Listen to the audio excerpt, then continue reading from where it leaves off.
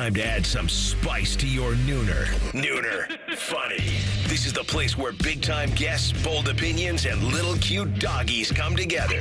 This is Rothman and Ice. Sponsored by Pella Columbus, the #1 rated windows and doors in Columbus. All right, welcome back in. Big Thursday, Rothman and Ice. Austin Ward in for the Iceman today. A-Dub, good to have you in person. Great to be here. It's been a while since we've done a show together, but I'm really making the rounds this week. Just checking in with everybody. Give them my thoughts, hear from them about the Buckeyes and whatever else is going on. It's been a fun week. Can't wait. Pick your brain about the Bucs and everything going on at camp.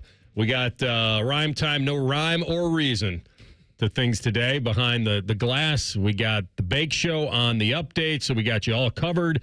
I just saw that it was Lee Corso's 90th birthday today, I believe. Ramping up for that big show on August 30th. There was no bigger lock in sports than him doing a last final game day and bookending his illustrious career on air than at Ohio State for a massive opener and putting that Buckeye hat on. There's no other way this goes. Don't you wish you could bet on it? We could. Oh, is it up there? No. Okay. Back in the day, you could. All right. I don't know where. I won't tell you where. Scotty Vegas and I did a little bit of that, but there was no reason to bet on it because the favorite was so overwhelming because it was inside information. But every Friday, about, 6-7 years ago, I'd come in and do the show every Friday and say, okay, Lee Corso's putting on that mascot head. And we just knew. He told a producer who told somebody else. You're dropping spoilers for game day? Come on. Hey. It's out there. Yeah. It's out there. Yeah. All right. That was just journalism. Let me ask you this. If he wasn't, even if Ohio State wasn't playing Texas in the opener, let's say they were playing Grambling in the opener. Yeah. Well, let me put it a different way. I'm trying to think there was no other way he was going anywhere else. I think the family was a little bit upset because they wanted him to go to the Florida State. Is it Alabama, Reimer? Yeah, Florida State, Alabama. Because he's an alum. Because he's an alum, and they wanted. Now, I never heard Lee say that. I think it was maybe his son or somebody in the family was like, oh, we were hoping that he got to go do Florida State, Alabama, just to close that chapter with his alma mater because he loves the Seminoles and it's a big game as well. I feel like Lee Corso probably looks at this, and ESPN certainly was viewing the symmetry of first mascot head and last mascot head and how cool that was going to be. Plus, it's #1 versus #2. There was really no other option for them. But, and it's going to be special for him. And I know that what it's going to mean for Kirk and those guys as well to be part of that. So, it's hard to imagine any other scenario where Brutus wasn't going to be the last one. And that's how it should be. Yeah, he's got to bookend it that way, and he will. And it'll be one of those, I think, for the people that are there, it will be I was there when he hung it up. Now, what happens if he puts on the Longhorn? He's not putting He's not going out as a heel. That's like if John Cena hadn't turned babyface again last week. Not. I don't have the odds on it, but there's no way in the world that he would do that here. And there's no way in the world he would do that to Kirk. To Kirk. It'd be awful. It really would. Now, I would say that it would be one of the great upsets of all time if he decided to throw everybody off and go straight hook him and you never know. He is 90. May change his mind on the fly. I don't know. Ryan Day coming out at 3:30 after that game. I'd like to know where Lee Corso is right now. Exactly. And where's Lou? I'd like to talk with him as well. Lee and Lou. Bring them out here. My goodness. All right. It'll be great. Let's all be honest. It's time. It's probably been time. He's become a caricature of himself. When I throw out the phrase human mascot, that's exactly what he is. But he was always built upon his love of the game, the way he spoke about football and college football, his not so fast, my friend, the pencil, the picks. The analysis was secondary, honestly. It really was.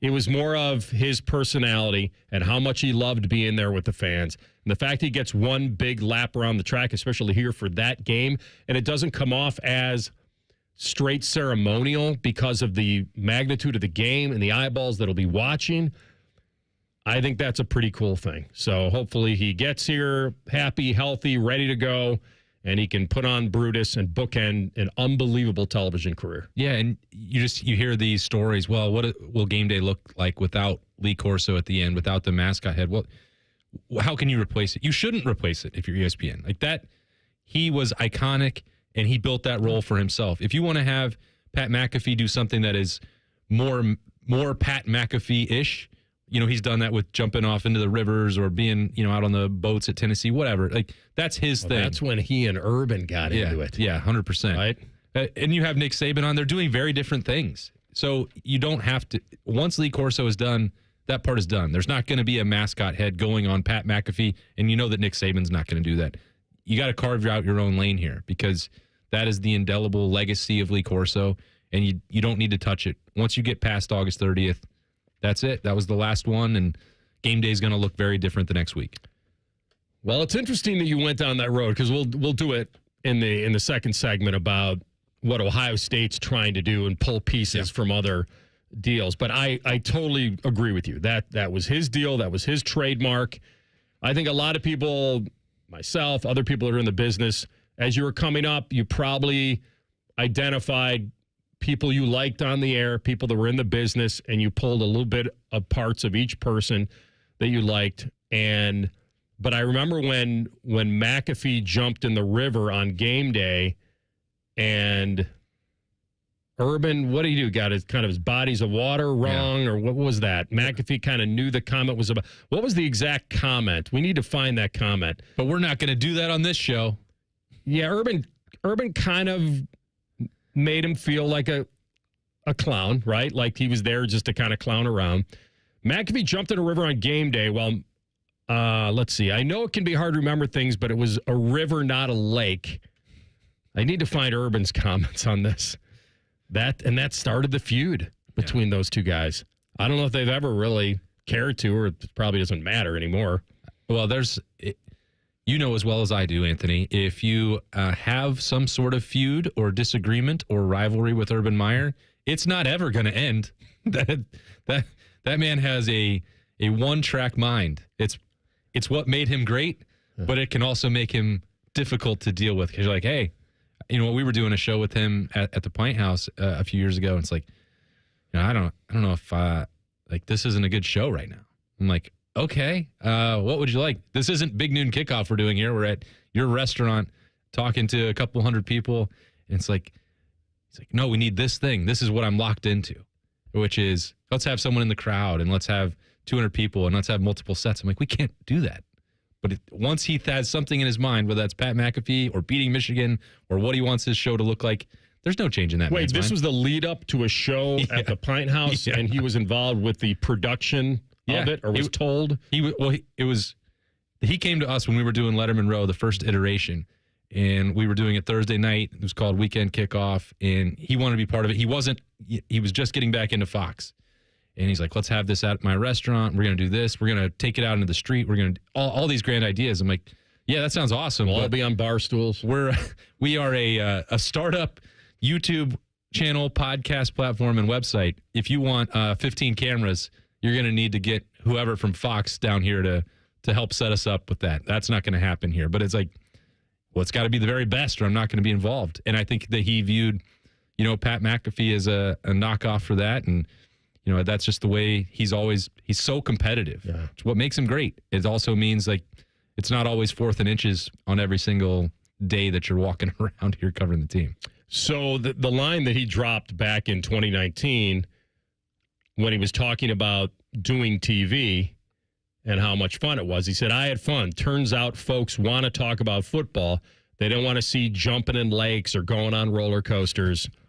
And obviously, we know exactly what he was alluding to because McAfee had just jumped in a river on game day. I mean, but it's just such a silly comment. The show is always going to change and evolve. You have to. And that's why I say they shouldn't have someone try and put the mascot head back on when Lee Corso is done. Were people in 1996 saying, this isn't a serious pregame show. They got a former coach up there putting on the head of a nut. Hey, this isn't good content. This isn't good television. This is embarrassing. Hey, I'm sure there were people that said that. I don't know. I don't remember. And there wasn't access to as many social media comments or feedback around the country. The internet Al Gore was just inventing it then, so I don't know what all the feedback was, but you have to come up with your own unique ideas and then execute it well. I don't know that everyone loves Pat McAfee. Urban clearly doesn't, but if they're going to move on to this next iteration of what Game Day is going to look like, they're going to have to find new ideas, and showing what it's like on all these campuses is the best way to do that. It's called reinventing yourself, and every now and then it has to be done. And maybe eventually McAfee's shtick will fail, and he will have to reinvent himself. But right now, Urban can still make it big on his football knowledge and his analysis and his predictions. And even he, I think, would admit that he's had to even amplify himself a little more, tap into a little more personality for his show and have some fun every now and then. Yeah. And that's what Ohio State's going to try to do at the shoe. And they're going to try, Ross Bjork and the powers that be want new energy. They want energy, but they want new energy. And they're going to ask the question, does the shoe fit? Or rather, does this fit the shoe? We'll hit it next. Rothman and Ice in the Fan. Big voice guy here to remind you that you're listening to The Fan, Ohio sports destination. Okay, thanks. I have 3 more seconds. Bye-bye. This is Jeff for Tri-State Men's Health, where we've successfully treated thousands of men for low testosterone and helped them feel like their old selves again. Please take a moment and listen to how we helped Chad. Hi, I'm Chad. I've been taking the low T treatment at Tri-State Men's Health for a little under a year now.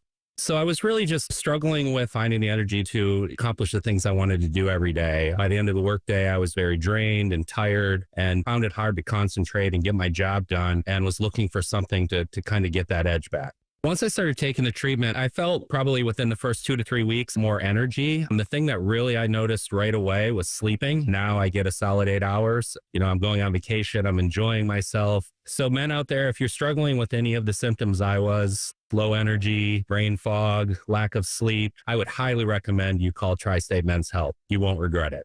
Thanks, Chad. It's true. Low T therapy will likely change your life. Call 800-900-9654 or go to tristatemenshealth.com. Hi, I'm Rick Germain, and it's the Toyota National Sales Event all month long at Toyota West. With over 600 new and pre-owned vehicles available, Toyota West at I-270 and Georgesville Road has the car you're looking for. And right now at Toyota West, take advantage of no payments for 90 days, and every pre-owned vehicle comes with a 72-hour exchange policy plus a 3-month warranty for qualified vehicles. Come see us at the Germain Auto Mall on Georgesville Road or get started today at ToyotaWest.com. No payments for 90 days. Deferred payment. Interest accrued at time of inception with approved credit. Expires 8/31. This is Corey Sickles with Safe Harbor Wealth Advisors. We are an independent financial planning firm ready to help you make the right decision for yourself, your family, and your future. Visit safeharboroh.com to schedule a complimentary meeting. safeharboroh.com. An official message from Medicare. I turned 65 this year. I knew it was time to figure out Medicare, and I had questions like when to enroll and how to enroll. So I went straight to the official source, Medicare.gov, to get the facts about Medicare. I found answers to all my questions, and I'm ready to get started. And so can you. Just go to Medicare.gov to get the real facts about Medicare. Paid for by the U.S. Department of Health and Human Services. Oh, no. Ah, that's the sound of someone who's misplaced My debit card. their debit card. Where did I leave that thing? Not at the gas pump, or the checkout counter, or the roof of your car. Now, if he has the Chase mobile app, he can use Card Lock. Wait, I could just lock my card. Yep, just a few tippy taps on his phone, and that sound? That's peace of mind from Chase. Chase mobile app is available for select mobile devices. Message and data rates may apply. JP Morgan Chase Bank N.A., member FDIC. We repurpose a lot of the junk we haul away. Donatables get donated to a family that needs them, and the recyclables get recycled. And we have enough trucks that we can come the day you call us. We work to help your neighbors, the planet, and you. Call 1-800-GOT-JUNK. Other stations have crappy ratings and they wonder why no one listens. So instead of investing money in local talent, they fired people and plug in AI voices. Gee, real entertainment. Well, all of our dummies are real, damn it. The Fan, Ohio's real human destination. The outdoor drama Tecumseh is back this summer. The drama, the history, and the spectacle make Tecumseh one of Ohio's most beloved traditions. Tecumseh has provided thrilling live entertainment for 50 years, and the outdoor theater at Sugarloaf Mountain will provide a safe and memorable experience for your entire family. Get tickets now at tecumsehdrama.com. This message is made possible in part by the Ohio Arts Council. Tecumseh, experience the drama. Hi, I'm Josie. My daughter turns 5 today. Blow out the candles. I'm also an Ohio State Highway Patrol trooper. When you move over and slow down, you're not only giving me room to work, you're making sure I can get home to celebrate with my daughter. Roadside workers have lives and families, but when they're on the job, they put it all on the line to protect and serve us. Let's all give them room to work. When you see flashing lights, remember, they're not just roadside workers. Thank you for moving over and slowing down. Fan weather. From the Logan AC and Heat Services Weather Center. Another beautiful day for us as we go into your Thursday afternoon. Mid to upper 80s for the highs with plenty of sunshine. We could see a stray shower or two out there, but most of us will again be mainly dry. Mostly clear skies tonight with lows in the upper 60s. And then for your Friday, we'll have highs getting up into the upper 80s to right around 90 degrees with plenty of sunshine in the forecast. For the Fan, I'm meteorologist Meredith Garfalo with your 10 weather impact forecast. Bet365, the official online sports book of Rothman and Ice. Whatever the moment, it's never ordinary at Bet365. The Fan, Ohio sports destination. Anthony's tennis shorts were so tight, they had to pixelate his crotch. You're listening to Rothman and Ice. I just read a tweet from host in Cleveland at 92.3 The Fan, Ken Carmen, who writes, I'm not trying to upset you at all, but OSU fans should try to embrace high noon and make it their own. Fox has put everything they have into the time slot, and their advertisers expect the marquee brand OSU playing in it. That's a fact. You pay a lot of money. Ohio State takes the money, and we'll play when you tell us to play. This whole embracing it and making it your own, what does that mean? What choice do they have? Getting up earlier? I mean, a lot of people do it anyway. It's certainly for Michigan in late November. People are crawling all over the place because of the opponent. Embracing high noon. It's not the worst time slot ever. It always was the traditional time slot. And the 3:30 game, while it had a little more cachet, it was like, okay, you're playing a little day, a little night. It had a feeling. Let's call this what it is. People don't want to get up early on Saturday morning. They want to ramp up. They want to have their day. They want to hype it up. They want to do errands. They want whatever they want to do. Tailgate longer. They don't want to be finding a parking spot at 4:30 a.m. Like, that's what this is about. It's a inconvenience to your fandom. And then the other part is night games feel special. They do. Saturday night, in the shoe, bright lights, big city, big opponent. Everything looks different, sounds different, feels different. Embracing high noon is, I think, unrealistic in this era. So how about embracing some high noons at 4 Yes. p.m.? Like, that sounds pretty good. They could do that too. I mean, like I know what he means, and I've said this a bunch, and I know, and I don't say this to make anyone feel better about it. All the things you said are true, but until 2030, when Ohio State and Ross Bjork can go back to the negotiating table and say, hey, look, if you're going to make us play all these noon games, then this contract is going to need to look different. We're going to need more financial incentive to play at this time because you're building all of this brand, Big Noon Kickoff. You're selling the sponsorships, whether that's Wendy's or anybody else that's involved, on the backs of Ohio State. When the second that Oregon Penn State was confirmed to be a night game, I said, well, that's that. Ohio State, Penn State, that has been selected by Fox as well. So their three biggest games are all going to be at noon. So from that perspective, if you're Ohio State fans, you don't have a choice. That's just going to be the situation that you're in. You're going to have to get up early again. You're going to have to, quote unquote, embrace the noon kickoff. And, you know, I know that it's not any solace, a silver lining that you get to play Ohio in prime time, but, you know, you hope that you might get those other opportunities. But either you're going to get to 2030 with renegotiating with the Big Ten and Fox and the broadcast partners for more money, or more flexibility with your kickoff times. So you can't take all of our three biggest games. We want our biggest game or our two biggest games or 1 out of 3 or 2 out of 3 to be in primetime. We think it'd be better for you to experiment and see what this looks like. Maybe you get both. Maybe you get more money and more flexibility by 2030. But in the meantime, that's the part that I think sucks for the fans that just want a little variety. I don't think that they're saying every single game has to be in primetime, and you're not saying that either, Anthony. You're saying, well, there's something special about the biggest game being there and the pomp and circumstance and the buildup. And, maybe you still get up at 8 a.m. because you're so excited for it and you're hanging out and you got the tailgate going and you spend all day with other games on the television out in the parking lot. Who knows? At least you have the opportunity to do that. But it doesn't do much good for us to sit here and say, yeah, that's what Ohio State wants. That's what Ohio State needs. That's what the fans are looking for, because it's simply just not going to happen for the next 6 years. And that part I know is unfortunate.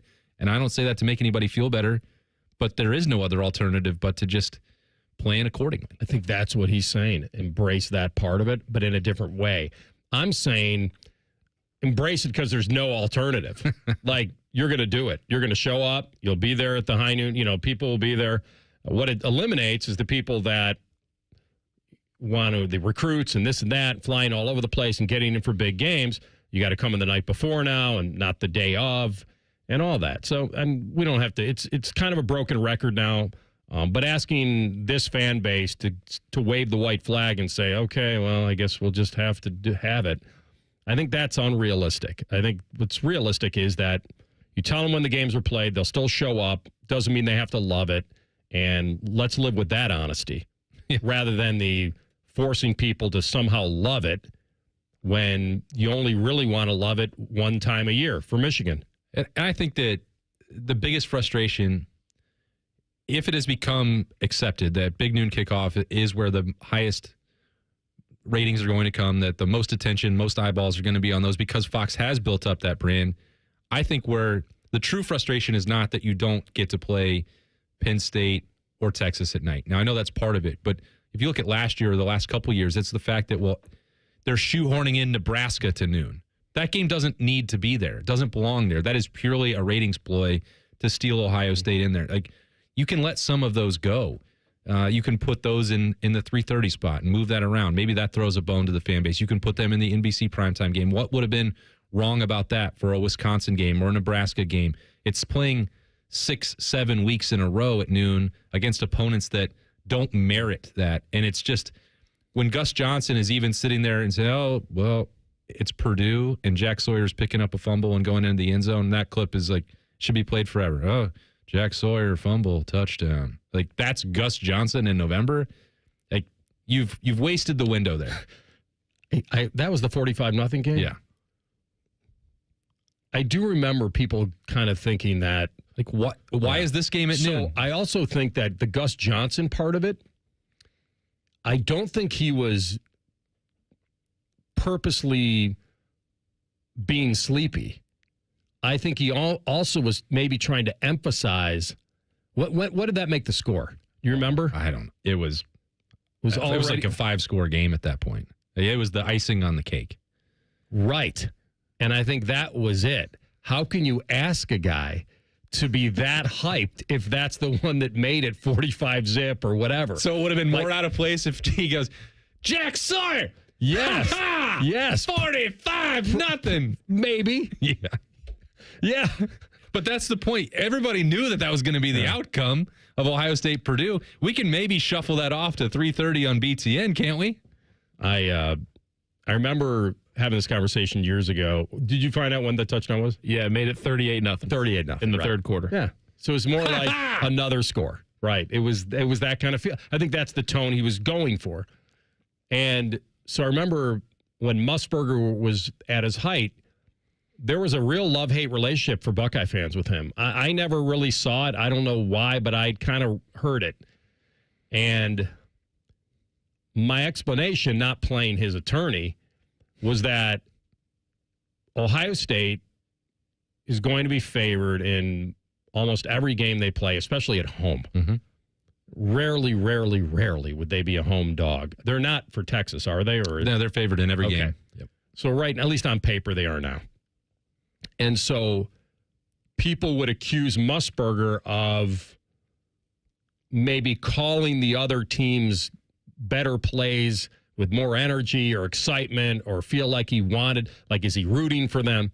And this is what I explain to people, and I don't know if it's true or not. When you're an objective broadcaster and you're calling a game, what do you want the most? You want drama, and you want a close game. 4 quarters of action. The last thing that a major network broadcaster wants is to be calling a dud. And so if there was a team that played them close or had them on the ropes, it's feeding the energy of a broadcaster. We got one here now. Like, stay on the edge of your seat. We have an upset in the making. Something's brewing here. This team's hanging with them. Ohio State goes in as the Goliath every week, mostly. And so when it's a network game and you have a 1-7 Purdue team that might somehow stick around, it's going to sound like he might want them to pull the upset. And I don't know if he really does or not. I just know he wants some drama, and that's what most broadcasters do. I heard him call Eddie George's Heisman run against Illinois with snowflakes falling, and it was electric. Yeah. Putting up more Heisman numbers. That's not a guy who's rooting against them. And I know he always had kind of an affection for Ohio State, Musburger. Always seemed to me. When I was around him here covering the team, when he'd be hanging out with Steve Snapp or people here, like, but I understand that part of it. And so when Gus was calling that and everyone was like, what in the world? Did he not want him to score? No, I think what he was going for was emphasis on another one. Another one, yeah. And to go back to, Musburger historically or Chris Fowler, certainly Herbie is separate from this conversation, but Gus Johnson, you're right. This, even when you talk about ESPN now in this new era with the SEC investment, everyone is aware that Ohio State is the most important brand in college football. They want to have relationships with it. They want to be in the horseshoe. They understand that this is the cathedral, that these are the games with the biggest eyeballs on it. That's the assignment that you want. I mean, it's the assignment that I wanted when I had the choice of stay covering Tennessee or go cover Ohio State. Like, this is where you want to be, and they all do. They love it and they appreciate it. That's right. And I think, and we'll do more on the shoe and the energy and the atmosphere and everything that they're trying to evolve and modernize and monetize, more importantly. 2 minutes coming up. Paul Dehner Jr. covers the Bengals for The Athletic. Preseason tonight. We'll get his thoughts on everything Cincinnati, especially that defense. Can it be better? And can it be better without Trey? We'll ask him next. Rothman and Ice on the Fan. Hot damn! Twisted Tea Hard Iced Tea just got harder with Twisted Tea Extreme. The hard iced tea taste you know and love, but with an 8% kick of alcohol.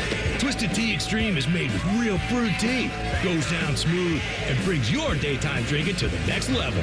Just look for the bright yellow cans in the cooler and get ready to dial up the fun. Big flavor, extreme kick. Twisted Tea Extreme. Keep it twisted! Twisted Tea Brewing Company, Cincinnati, Ohio. Please drink responsibly. A Progressive Home and Auto Bundle can protect you round the clock, but we can't protect you from those painful moments in sports. Holding. Defense. The ref totally blew that call. Oh, I'm sure he'll make the right call next time. It's too late. It cost us the game. Well, it's just one game. That loss eliminated us from the playoffs. Oh, the playoffs are on so late. Now you'll be well rested. Okay, I need you to stop talking now. Well, at least your home and auto are protected with a bundle from Progressive. Progressive Casualty Insurance Company affiliates and other insurers. Not available in all states or situations. Stay hydrated. It's hot out there. So my teenage son just went out in sweatpants and a hoodie. It's 98 degrees. At least I know he'll be cool in our house, thanks to Atlas Butler. If something goes wrong, they'll fix it within 24 hours. They call it their comfort pledge. Get too hot? My phone. Oh, your phone. Should have known. Atlas Butler is at your service. Call 1-800-FURNACE.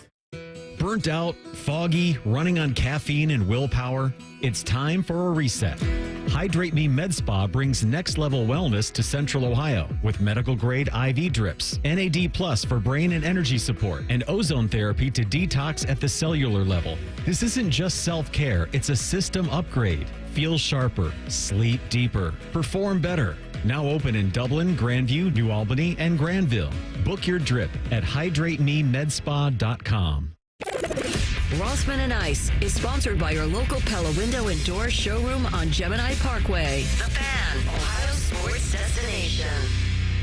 A perfect after afternoon parlay. This is Rothman and Ice. All right, 7:30 tonight.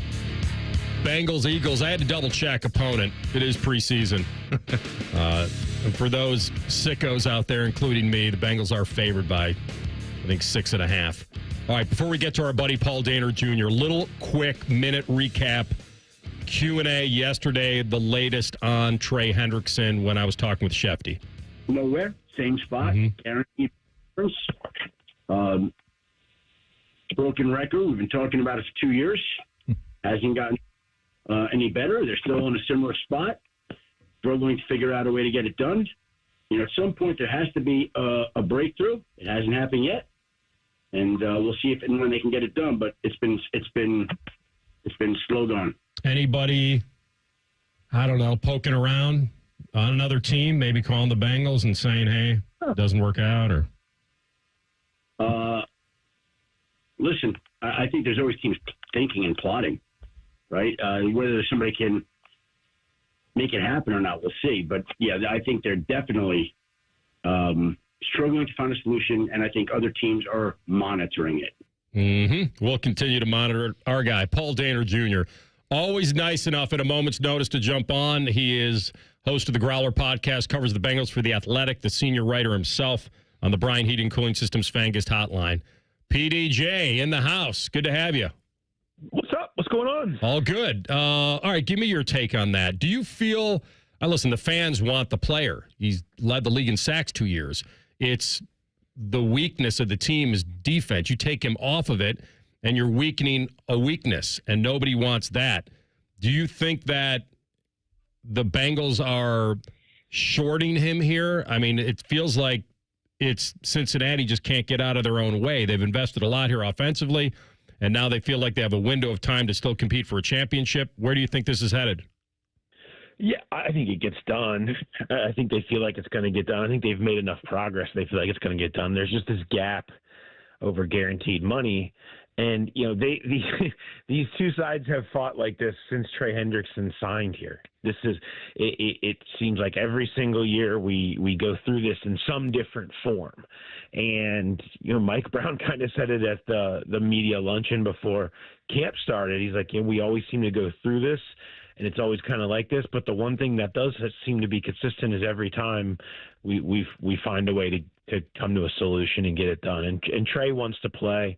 And there's a lot of money on the table, and this is his chance to cash in. I think inevitably this thing lands, probably somewhere within a week or so of the regular season starting, and they figure it out because they have enough done that he's not going to play out this year on the current contract, which is what he said he wouldn't do.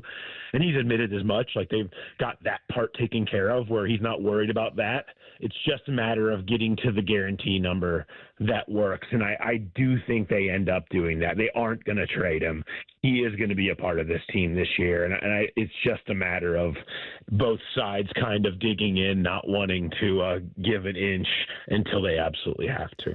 Paul, that was a really fascinating comment there from Mike Brown at the luncheon, or a remarkable lack of self-awareness. I don't know, maybe both. But because you've been covering this, you said like every single year there's somebody that's, whether that's Jamar Chase or going through this process and trying to find a way for T. Higgins, and now Trey Hendrickson. It's like it's got to become, I don't know, is it annoying for you to cover it every year, or does it just give you something to do? What's the perspective of being around this seemingly every offseason? I mean, it's not just for me or covering it, but from a teammate's perspective, because we talk a lot about what it's going to mean for wins and losses, and fans care about that too. And the distraction element obviously has been a big deal around here for a while. It's not really a distraction. This is the Trey Hendrickson experience. The dude gets sacks. He's a little unhinged on game day. He's pretty emotional in the offseason. He thinks he should be paid more, and he's always pretty unhappy with his contract. That has been what it's been. Like, that's what having Trey Hendrickson as a teammate is. And guess what? No one in that building wants to give him up as a teammate because of what he does on Sundays, and so you're fine with it. And I think I think everyone's sort of used to this. This is just kind of part of playing with Trey, the same way that getting a sack on third down in the fourth quarter is part of playing with Trey. And so it's not necessarily a distraction or something that gets old. It's just It's just kind of the Trey Hendrickson experience. Paul, the other thing that isn't a story until it's a story is that Joe Burrow is going to play tonight. And how much, we don't know. But the narrative on both sides. So the positive is, and I said this the other day, if Joe thinks he needs this, I think he's smart enough. He knows that he's had injuries. He knows how serious that can be. But if he thinks he wants this and needs this, then I have to err on that side, although the coaches certainly could protect him against himself. Where do you stand on what happens tonight in the preseason, and do you feel this is important for him to be in there? The quiet secret about the Bengals' slow starts has been that they've largely been on the quarterback. I think that gets brushed over. Now, he's usually been fighting through something, and so you say, well, don't risk that right now. But it's been because of the things that have happened, the wrist, the appendectomy, coming back from the ACL. Like, it's always been something. And you look at the common thread in all of those games, the offense hasn't played well. The passing game hasn't been good. Burrow hasn't been himself. He's always straightened himself out and played at such a high level. You forget about that. But that's been such a big part of it. And Burrow, since I go all the way back to the opener where he had 5 turnovers against Pittsburgh back in like 22, after that was when he made clear he would like to play more in the preseason. He sees himself starting slow every year. He knows that getting that timing and the pressure of being in a pocket, knowing I might get hit, is something that he needs to get out of his system to go out there and play cleaner in weeks 1 and 2. And he hasn't been able to do that really until this year because he's always had something else that he's been dealing with. So this is his chance to finally, after years really, execute this vision that he's had in his head. And if he has that vision in his head, I'm with you. I think that you fully support it. Certainly they had to change something. I mean, you can't just keep going on with one win in the Zach Taylor era in the first 2 weeks of the season. Like, something had to change. Burrow's recognized that. He has just as much of a chance of going out there and getting hurt in week 1 and week 4 and week 5, that if this is a part of him being better in those weeks, it's a risk that you probably need to take, and clearly they're willing to, and Joe's willing to. What else would be key for you to watch tonight, Paul? I know that's I cover college football, you cover the NFL. It's a little bit different. If I see a scrimmage, like, well, this is the position group, and these guys are trying to make a move. It's different for the NFL and preseason games, but is there a spot that is of particular interest for you with the Bengals tonight? O-line. I mean, in the same way that we're going to talk about keeping Burrow healthy, he's going to go out there in front of a third-round pick rookie. At left guard, Dylan Fairchild out of Georgia. He's their starter. He's going to be the guy. Is he ready? Is he going to be able to be the guy? He needs to look like he's playing the part. They've said he's the starter since almost the day he was drafted. They said he's going to be out there tonight with the starters, come out when the starters come out. He's not going to be getting extra reps because he's a rookie or anything like that. They believe in him. He needs to be good. They don't have a whole lot of other options beyond him. They have another battle going on at right guard.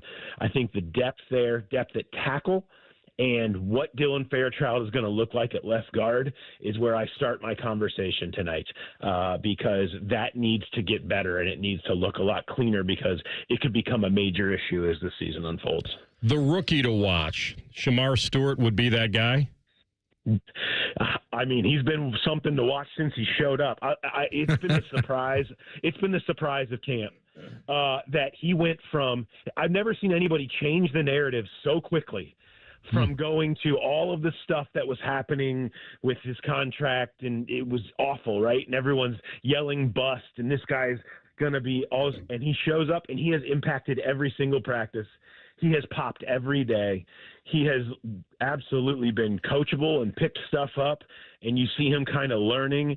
Watching what that's going to look like in a game is going to be fascinating because he has been the talk of camp over the last week since he showed up. Considering he hadn't done anything, you don't expect a guy to just drop in and you start seeing him in practices all the time. But that's been the case, and it's kind of a testament, I think, to just the pure physical ability that the guy has that made him the 17th overall pick. Paul, well done, my man. Enjoy tonight. I'll be texting you again very soon. Thanks, bud. No problem. Talk to you then. Yeah, Paul Dehner Jr., senior writer, the Growler podcast host, covering the Bengals for The Athletic on the Bryant Heating Cooling Systems Fangast Hotline. What happens is the results will be where the narrative goes. Joe goes in there, has some clean handoffs, couple of quick pitch and catch type stuff, gets out. Everyone feels good about themselves. The other players feel good that he was in the huddle, and there's a little bit of a, hey, we hit the ground running this year a little better. God forbid something weird happens, tweaks something, follows through, who knows what. Then you know what happens. The world is on fire in Cincinnati, and it's why in the world did you play him? So they can't really win completely either way because you're supposed to be able to go in there and be able to handle this. So I think this will be the results police if something weird happens tonight. But I'm erring on he's been injured. If anybody would want to protect himself, it would be him. The fact that he wants to do it, I have to err on that side and say he's smart enough. He's not a rookie. He knows how long to hold on to the ball. He can see stuff pre-snap. He can get out of things. He can dirt the ball if he needs to. And he's not playing a lot, I wouldn't think. So I say, like Paul did, the other everything they've done in the past hasn't worked. So maybe get a little better feel. Well, and even I think it was 2 years ago, the preseason injury that happened on the practice field and just trying to step up and make a throw. That can happen at any point. So I don't love it when it's full go, full contact on Joe Burrow in a game that doesn't matter. That's just coming from, someone as a Bengals fan. And I've known Joe for, 12 years. The competitor in him is always going to want to go out there. And if he thinks that there's an adjustment that has to be made, to your point, he's going to try and do that so that he can be at his best when the season starts. But it feels like too much of a risk to me, and I hope that I don't have to regret seeing him out there tonight. All right, maybe a little slight controversy in the NFL over the last 24 hours, and basically what they're saying is you don't have to go home, but you can't stay here, and I'll tell you exactly what that means next. Rothman and Ice and the Fan. A lot has changed in 30 years, but we're still that old shoe that feels worn in and well-loved. And, we smell a little, but you've accepted that. The Fan. It's child's play to donate your car, truck, RV, or boat to Ronald McDonald House Charities of Central Ohio. They'll pick it up free of charge, steer you through the paperwork, and a hefty tax deduction rolls your way as you help provide a home away from home for families of seriously ill, hospitalized children. For more information about donating your vehicle to Ronald McDonald House Charities, visit rmhc-centralohio.org or call 614-CARS-HELP. That's 614-CARS-HELP. Columbus, the Blue Jackets schedule is out. And you can lock in your seats with ticket plans starting at just 11 games. Don't miss a moment of the action. Visit BlueJackets.com. When it comes time to replace the roof over your head, you need a name you can trust. Newman Roofing. Don't just take our word for it. Here's our friend Cindy. We were very happy with our experience, and we would highly recommend Newman to anybody we talk to. Call 614-NEW-ROOF or visit online at newmanroofing.com. An official message from Medicare. I turned 65 this year. I knew it was time to figure out Medicare, and I had questions, like when to enroll and how to enroll. So I went straight to the official source, Medicare.gov, to get the facts about Medicare. I found answers to all my questions, and I'm ready to get started. And so can you. Just go to Medicare.gov to get the real facts about Medicare. Paid for by the U.S. Department of Health and Human Services. Oh, no. That's the sound of someone who's misplaced my debit card. Their debit card. Where did I leave that thing? Not at the gas pump, or the checkout counter, or the roof of your car. Now, if he has the Chase mobile app, he can use Card Lock. Wait, I could just lock my card. Yep, just a few tippy taps on his phone, and that sound, that's peace of mind from Chase. Chase mobile app is available for select mobile devices. Message and data rates may apply. JP Morgan Chase Bank N.A., member FDIC. The season may be winding down, but there's still time to make the most of Buckeye Lake. At Buckeye Lake Marina, we have year-end deals on boats, accessories, and more to get you ready for next year's adventures. The Buckeye Lake Marina staff is there to help you find the perfect boat at unbeatable prices. Buckeye Lake Marina has a long list of satisfied customers, and you want to be the next. Don't wait. Sail into savings at Buckeye Lake Marina before the year ends and find the boat that's just right for you. Visit BuckeyeLakeMarina.com for more. If my buttery smooth voice represents the photos in your social media feed, and this is closer to what real life is like, social media can be fun, but remember, it's only showing you the filtered version of life, So when social media is stressing you out, check in on yourself and remember, it's not the whole story. For more tips on reducing your stress, go to mha.ohio.gov/check-in. A message from the Ohio Department of Mental Health and Addiction Services. We at The Fan have created a show where you can be a homer, a hater, or whatever you want to be. Your family may not listen to you, but we will. Sundays at 11, it's The Fan Call-In Show presented by ESPN Bet at Hollywood Casino Columbus. You're welcome. A SoFi personal loan is here to help you achieve something once thought impossible, overcoming high-interest credit card debt. Walk the tightrope of your finances with one low, fixed-rate monthly payment, no fees required, and as soon as the same-day funding. That's right. Pull off your own debt-defying stunt with a SoFi personal loan. Visit SoFi.com/trick to learn more. Loans originated by SoFi Bank, N.A., member FDIC. Terms and conditions apply. NMLS 696891. Still getting around to that fix on your car? You got this. On eBay, you'll find millions of parts guaranteed to fit. Doesn't matter if it's a major engine repair or your first time swapping your windshield wipers. eBay has that part you need, ready to click perfectly into place for changes big and small. Loud or quiet, find all the parts you need at prices you'll love. Guaranteed to fit every time. But you already know that. eBay. Things, people, love. Eligible items only. Exclusions apply. The Fan Guest Hotline is sponsored by Federal Elite Heating and Cooling and Bryant, doing whatever it takes to keep you and your home comfortable. The Fan. Their live golf team name is Ice Dogs. You're listening to Rothman and Ice. Austin Ward in for the Iceman today. Rothman and Ice. Rhyme time at the controls. We'll have Adam King 10 TV halftime, 1:30. When everybody takes their bathroom break. When he slides in. So we were talking about Burrow and whether he played. You prefer him not to play, and I'm like, okay. He's smart, figure it out. Maybe just for a mental vibe. Everybody knows, like you said, we've done this record with them. 1-11 the first 2 weeks of the last whatever. Some ghastly performances in there. Yeah. Just horrible. And by the way, that game he was talking about against Pittsburgh years ago, I mean, he threw for a lot of yards, just had a lot of picks. And I don't think his completion percentage was all that great. And I don't think, playing 2 series tonight is going to change much. But mentally, it might just give the team a little more of a, okay, here we go. We're not going to guess anymore. We're just going to get him in there and get a good vibe.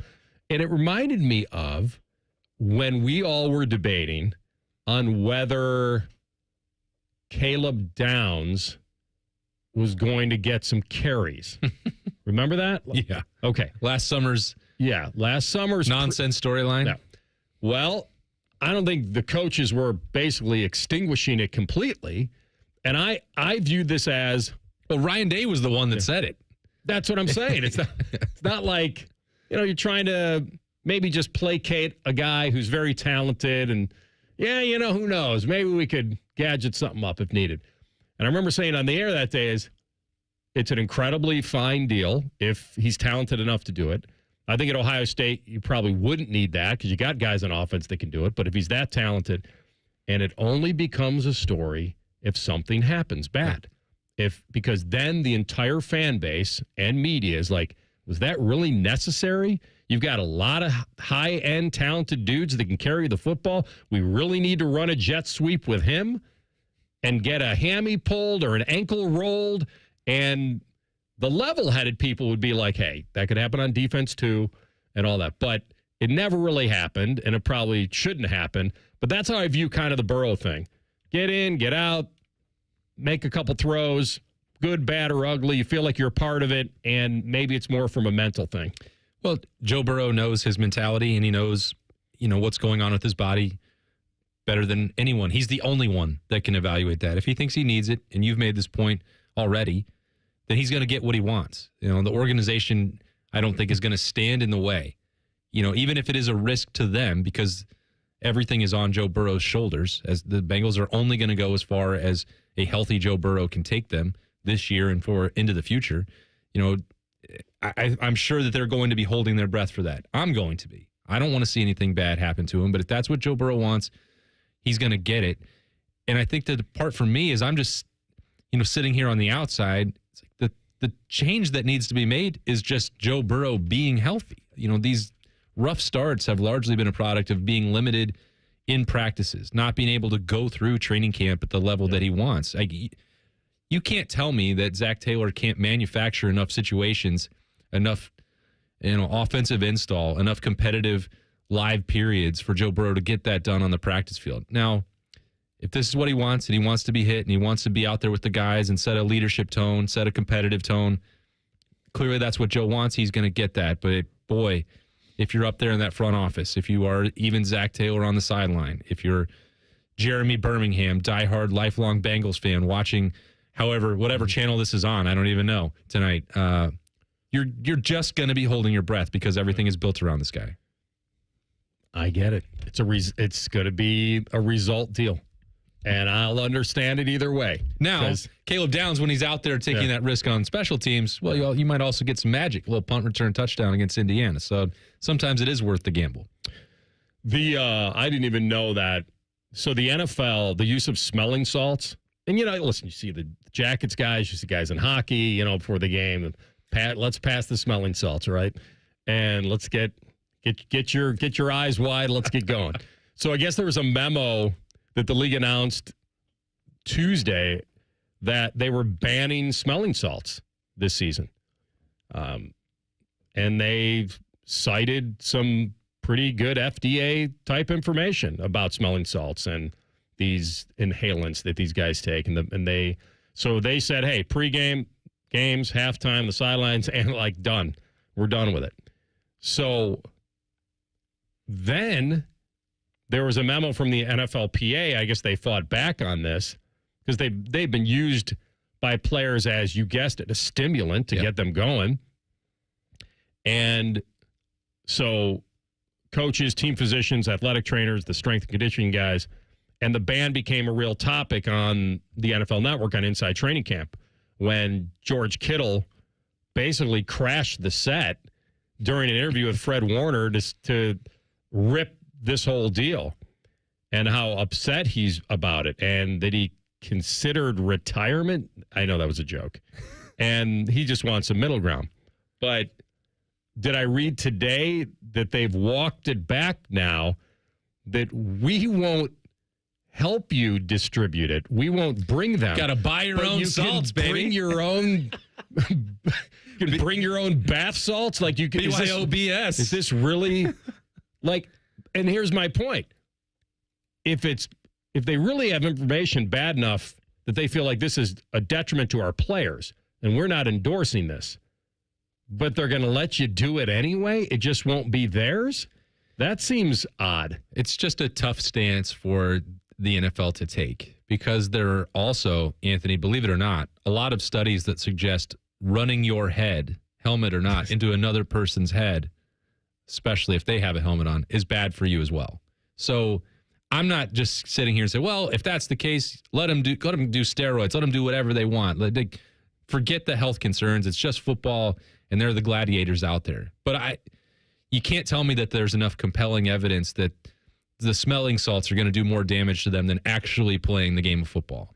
Whatever it is that they need to do to prepare to play it that is not illegal, I'm fine with that. It's the line from North Dallas 40 from Nick Nolte. You give me harder stuff just to get on the field. And so, I don't know. I'm not involved in any of that. Wouldn't know. It's a weird line in the sand to take. Is all my NFL. Why? But they've walked it back now. Good for them that they did. The FDA memo referenced the NFL details report on the adverse effects using unapproved of this. That includes shortness of breath, seizures, migraines, vomiting, diarrhea, all this stuff. I would think, and I'll end it here, you've got a bigger risk in guys finding it on their own, maybe taking some shortcuts on things, than the NFL finding exactly what the balance is. And then even saying, is this an over-the-counter? Where do you even get it? I don't know. I've never. On the website. Yeah, on the websites. Find a website. They'll sell it to you. You and me just standing on the first tee with these. You got to get these salts. You know what? Maybe this was the secret that I've been missing out on. Everybody says swing lube. This was probably the reason. This is probably the answer. All right, we'll take a break. SportsCenter update here coming up top of the hour. And the great schedule debate. Does the SEC still control its own destiny? We'll talk about it next. Rothman and Ice in the Fan.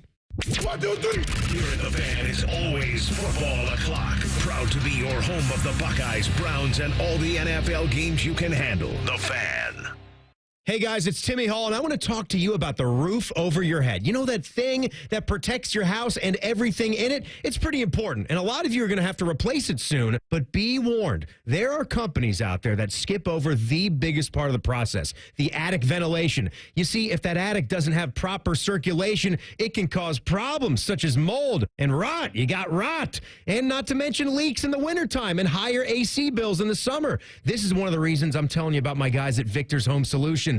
They start with a free 21-point roof inspection, including a thorough inspection of that attic as well. They know that if that ventilation isn't right, that roof's going to be built on a shaky foundation. That's why every Victor's roof comes with a well-thought-out attic ventilation plan, and that's why they can offer a 50-year leak-free guarantee on every roof they install. Money-saving discounts and financing incentives are also available. Call for your free 21-point roof inspection and get that estimate today. 866-VICTORS or go to victors.com. Hey, Buckeye fans. As the official wing sponsor of Ohio State Athletics, Roosters is kicking off an incredible giveaway you won't want to miss. This football season, we're giving away 12 ultimate Buckeye experiences. 3 drawings, 12 winners with prizes including tickets, sideline passes, and 3 trips to a Buckeye first-round postseason game. Go to roosterswings.com to register and see all the details. 3 drawings, 12 amazing prizes. Register today and every day. Roosters, a fun, casual joint.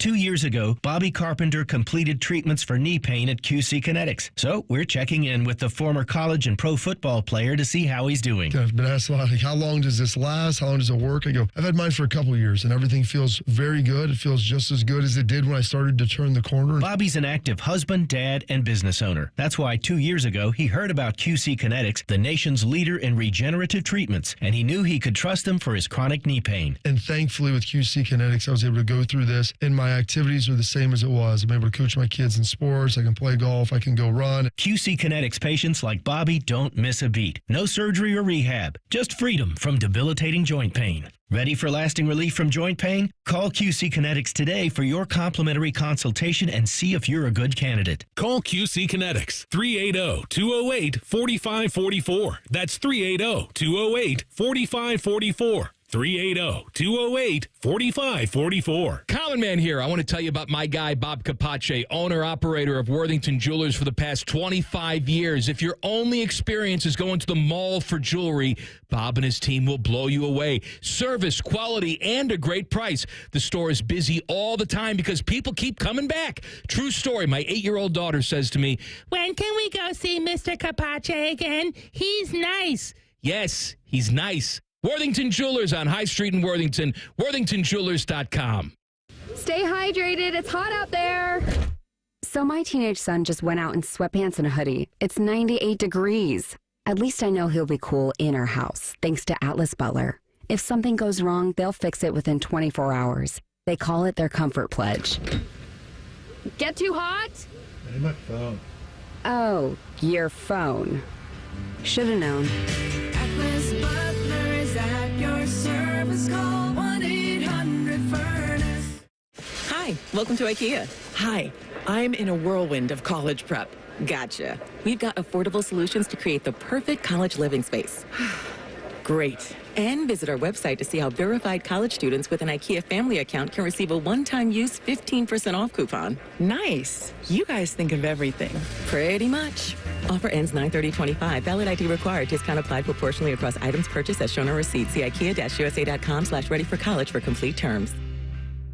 Every great team has its core players, but when the season gets tough, adding the right free agent can make all the difference. The same goes for business. At Robert Half, we found that 67% of companies surveyed plan to increase their use of contract talent to handle workload peaks and backlogged projects. With Robert Half's specialized recruiters experience, combined with our award-winning AI, you can quickly find the skilled candidates you want. At Robert Half, we know talent. Discover how we can help at roberthalf.com/talent. Adam Schefter here for Vivid Seats, your ultimate destination for all your sports and concert needs this summer. With a game-changing rewards program and an unbeatable selection of tickets, they make it easy for every fan to watch their favorite teams and players in action. Catch every home run and thrilling comeback in person from your favorite seat. Plus, every ticket is backed by a 100% buyer guarantee, giving you peace of mind with every purchase. Visit VividSeats.com or download the app today. Vivid Seats, the official ticketing partner of ESPN. Broadcasting from the Lindsay Honda Studios. Honda makes the cars. Lindsay makes the difference. Visit lindsayhonda.com. WBNS-FM, HD1 Columbus. The Fan. Sports Center. Good afternoon. I'm Ryan Baker. One day after wrapping up their series in Wrigley Field with the Cubs, the Cincinnati Reds are in Pittsburgh to face the Pirates at 6:40 tonight. Brady Singer makes the start for Cincinnati. Paul Skeens for Pittsburgh. Pre-game coverage on ESPN Columbus gets underway at 6:10. We'll join it in progress here on The Fan at 8. 3 games on the NFL preseason slate tonight. The Cincinnati Bengals are in Philadelphia to take on the Eagles at 7:30. Joe Burrow and the starters will play tonight, according to Zach Taylor. At 7, the Indianapolis Colts are in Baltimore to face the Ravens. 10 o'clock, the Seattle Seahawks host the Las Vegas Raiders. The Cleveland Browns in Carolina tomorrow night to face the Panthers at 7. You can hear that on ESPN Columbus beginning at 5. Former Buckeye J.C. Sheldon is on the move for the second time in her career. She's been traded from the Connecticut Sun to the Washington Mystics for Aaliyah Edwards and a first-round pick swap. The best bet on the radio. This is Rothman and Ice. Second hour of the program, Rothman and Ice, Anthony Rothman, Austin Ward, Letterman Rowe, the Fan, covering the Buckeyes. We'll get into a lot this hour. I'm ready. I did read just one more thing on the smelling salts, is that the NFL Network shared the memo that got Kittle so worked up. They believe that Kittle uses them on every drive. Probably not hard for them to find out if he is. Might not be a good idea. Citing the memo from the U.S. Food and Drug Administration, the NFL explained its reasoning for banning ammonia inhalants, an umbrella term that includes smelling salts, and that if he is using them on every drive, that may not be the greatest thing. However, they're not going to tell him he can't at this point. Smelling salts, in my mind, were more like, you got knocked out. Yeah. We need to awaken you. Bring someone back to consciousness. Yes. That was the popular way to think about it. Hockey, football. Now these guys more like an energy boost. When I think you saw him, he was on the wide receivers season on Netflix, and it was like, feels like there were a lot of clips of him over there dipping into whatever it is. I don't know, ammonia, smelling salts. Nick Bosa's grabbing some. You know, it's just maybe it's the culture out there in San Francisco. Who knows, Listen, Anthony? I'm not saying that it's a positive. Yeah, I mean, these guys are all making millions of dollars, and they feel like this helps them continue to be alert and play well, and they're willing to take the gamble, whatever it is. Like you said, the gamble they're taking to go between the lines anyway is amazing. But I don't know how much research they've done. Apparently, the NFL does not want to be connected to this, and they don't want to open themselves up to, 10 years from now, well, they let us, they were putting them in our lockers, and we could go into the cabinet and get as many as we wanted. Now, all of a sudden, we've got this problem. I really don't know. I don't know the people that like to smoke that are vaping now. Do they view that as some lesser risk? I don't know. I mean, I'm just going to... Got to be a lot involved there, too. Yeah, I'm just putting down the flag here, Anthony. It's like the long-term risk is putting on the helmet and pads, period. And once they accept that part, if it's not something that is illegal or banned by the government, they'll do it. You're just going to have to let it... that's not something you can stop. You have these people signing up to play your sport, and it's the riskiest sport that exists. That's it. What they need to do to prepare for that, again, anabolic steroids are against the law. So we can regulate that part.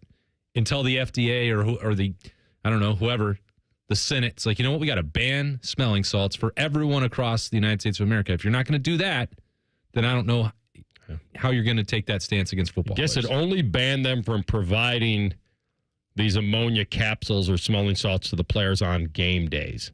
So I guess they've confirmed that smelling salts aren't banned. I don't really have any clue on how they're going to on game this. days. So yeah. So they're going to put like, all right, here, George, here's your allotment for today's practice, Tuesday of game week.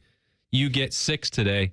Whatever you do with them, we don't know. And then suddenly he shows up on Sunday and he's got a full cabinet full. But you can use them on game days. They're just, apparently they're not providing them. Got it. So great. I don't know. Really, they're really doing just some phenomenal work here. Yeah.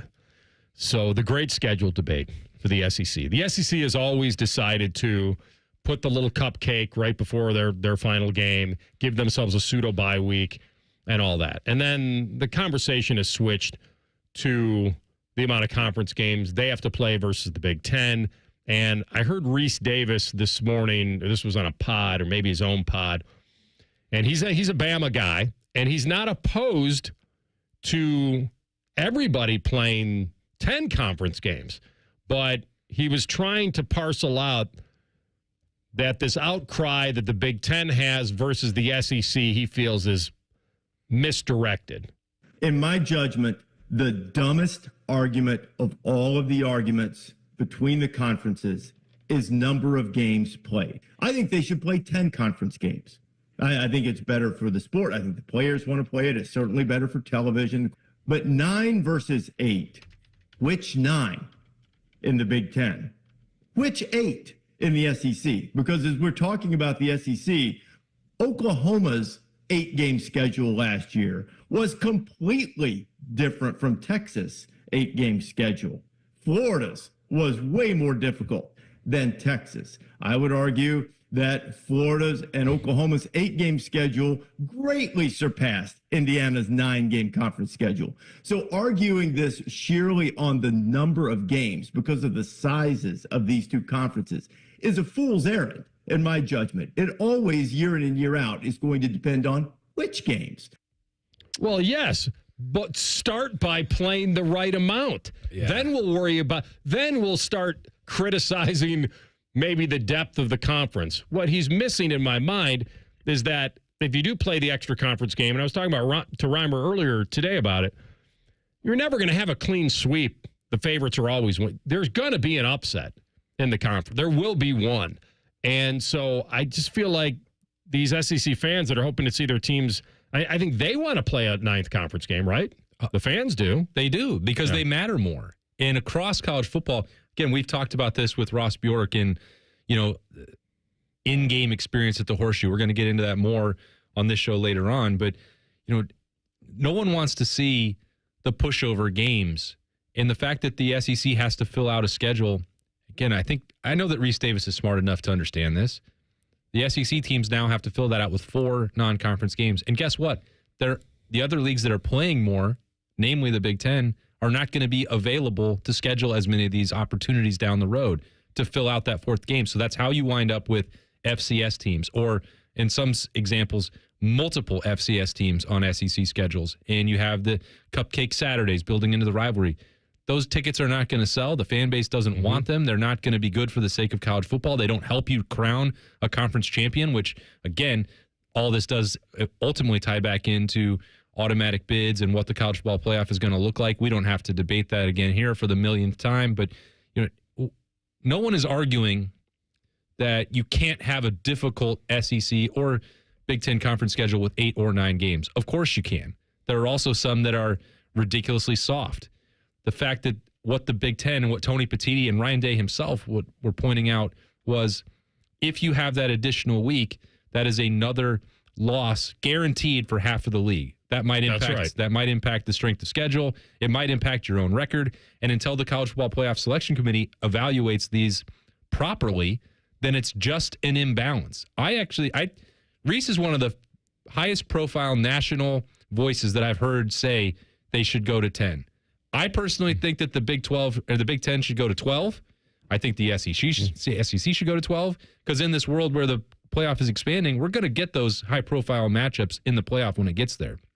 I think it's unwieldy when you have 18 teams in one conference and 16 in another, and you only play half the league. So I find that part to be ridiculous. I know I'm not going to get my way, but if Reese is suddenly up here saying, well, 10 would be better, I'm actually really relieved to hear that, although the argument before that to get to that point doesn't hold up to a lot of scrutiny for me. I do like a fairly decent size non-conference game if you can get it. I like the build-up. I like the hype. I like matching them up early, maybe get a rematch later. We could be talking about an Ohio State-Texas game in the playoff as coming off the opener. Yeah. We could see that again, certainly. And so I like that. I've never been a huge fan of the unevenness of it. Who would? And I think he's right to point out that would it really matter? Who are the games? Like he pointed out Indiana's schedule, and I agree. But it does need to start with playing the same amount of conference games. It really does. We're now in the expanded era. You're right. You can play a big non-conference and lose it now a lot easier and get in and be fine. Like you don't have to be. We talked about night games earlier with Ohio State. Listen, you and I have both seen them lose night games at home. It's happened. Mm-hmm. Vatech, Texas, USC. Like we've seen them lose. Yeah, we've seen them lose night games at home. And so not having just a night game at home doesn't guarantee anything. Mm-hmm. But the other part about this is, and I don't know how to follow the revenue on this because the SEC gets to hand pick a cupcake right before their big game at the end of the year. That seems the way that they structured it too. I remember back when I was covering the SEC a long time ago, the East Division would often be decided by the end of October because you had Georgia was going to be playing Georgia Tech. They had a non-conference, game. They would backload that. Tennessee they had done the bulk of their work. They were only a handful of even conference games that were left into November because of the way they were structuring the schedule. And maybe Tennessee and Georgia had already played. Tennessee and Florida would play in September. And it was like, how does this make any sense? The league has lost all of the actual drama. And it's because of the unwillingness to schedule at the level that they needed to and the imbalance. And Anthony, when you talk about 8 versus 9 versus the SEC and Big Ten argument, I think the imbalance that's the worst part about all this is in the Big Ten with 5 on the road and 4 at home to then try and crown a champion. It's horrible math. I know what he's afraid of. He's afraid of last year. He's afraid of Bama, Ole Miss, South Carolina missing a playoff with 3 losses. And he feels he has the best conference with the best strength, and adding another one would only, in his mind, risk another L that he doesn't want to. That's, I think, what this comes down to. All right, we're going to come back. We'll switch to the NFL and the narrative that's surrounding the Browns preseason game. One analyst wants it to stop. Is he correct? You'll hear it next. Rothman and Ice and the Fan. We're the highest rated sports radio station in America. There's no joke there. We just are. The Fan, Ohio's sports destination. Skyline is introducing a new chicken chili. Come get that world-famous Skyline flavor you love with a new protein option. Try the new Skyline chicken chili on Waze, Coney's, and all your Skyline favorites. At Columbus Skyline locations only while supplies last. Cash, moolah, greenback, toast, Grilla, chips, bread and mold, cheddar, butter, lewd and scratch. Find the lettuce, make a match. Lettuce, gravy, game on the back for $30. That's a wrap. There's many words for cash, no doubt, but there's only one $30 cash word. Check it out. Cash word from Ohio Lottery. It's $30, yo. Cash word, it's fun to go with millions of prizes, don't you know? Lottery players are subject to Ohio laws and commission regulations. Play responsibly. An official message from Medicare. I turned 65 this year. I knew it was time to figure out Medicare, and I had questions, like when to enroll and how to enroll. So I went straight to the official source, Medicare.gov, to get the facts about Medicare. I found answers to all my questions, and I'm ready to get started. And so can you. Just go to Medicare.gov to get the real facts about Medicare. Paid for by the U.S. Department of Health and Human Services. Oh, no. Ah, that's the sound of someone who's misplaced my debit card. Their debit card. Where did I leave that thing? Not at the gas pump, or the checkout counter, or the roof of your car. Now, if he has the Chase mobile app, he can use Card Lock. Wait, I could just lock my card. Yep, just a few tippy taps on his phone, and that sound? That's peace of mind from Chase. Chase mobile app is available for select mobile devices. Message and data rates may apply. JP Morgan Chase Bank N.A. member FDIC. Burnt out, foggy, running on caffeine and willpower? It's time for a reset. Hydrate Me Med Spa brings next-level wellness to Central Ohio with medical-grade IV drips, NAD Plus for brain and energy support, and ozone therapy to detox at the cellular level. This isn't just self-care, it's a system upgrade. Feel sharper, sleep deeper, perform better. Now open in Dublin, Grandview, New Albany, and Granville. Book your drip at hydratememedspa.com. Listen to Financially Fit Radio with Corey Sickles this Saturday morning at 9 a.m. on 1460 ESPN, covering topics like what you need to know about annuities and how to stay healthy and enjoy retirement. Financially Fit Radio this Saturday at 9 a.m. on 1460 ESPN. Hey, what's up? It's T-Bone, and I've got a public service announcement for your taste buds. The legendary Sanders Bumpy Cake is finally here in Ohio. Yes, that Sanders Chocolate Fudge Bumpy Cake. Rich devil's food cake topped with smooth buttercream bumps and smothered in thick chocolatey fudge. I'm getting hungry just thinking about it. It's the dessert you didn't know you needed until now. Perfect for your next barbecue, tailgate, or a family function. And if you've never had one of these, well, trust me, once you try it, you're going to be hooked. Grab your Sanders Bumpy Cake today at Kroger or Meyer and taste what the hype's all about. Common Man and Timmy. You see the Good Humor truck? It's serial killers driving that. You want to buy from them? Psychopaths. They got the chalky gumball and the SpongeBob ice cream. It sucks. Common Man and Timmy Afternoons on the Fan is sponsored by Hinderer Motorsports. You can stream the game on your phone while you're gardening. You can stream it while you walk the dog. You can stream it at a trampoline park. You can even stream it at a monster truck rally. But the second you get behind the wheel, the game's over. Remember, Ohio, phones down. It's the law.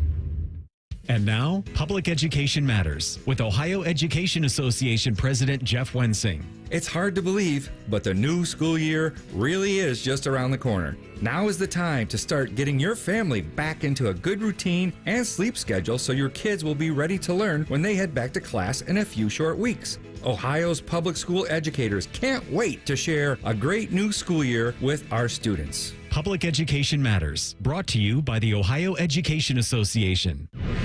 Fan weather. From the Logan AC and Heat Services Weather Center. Another beautiful day for us as we go into your Thursday afternoon. Mid to upper 80s for the highs with plenty of sunshine. We could see a stray shower or two out there, but most of us will again be mainly dry. Mostly clear skies tonight with lows in the upper 60s. And then for your Friday, we'll have highs getting up into the upper 80s to right around 90 degrees with plenty of sunshine in the forecast. For the Fan, I'm meteorologist Meredith Garfalo with your 10 weather impact forecast.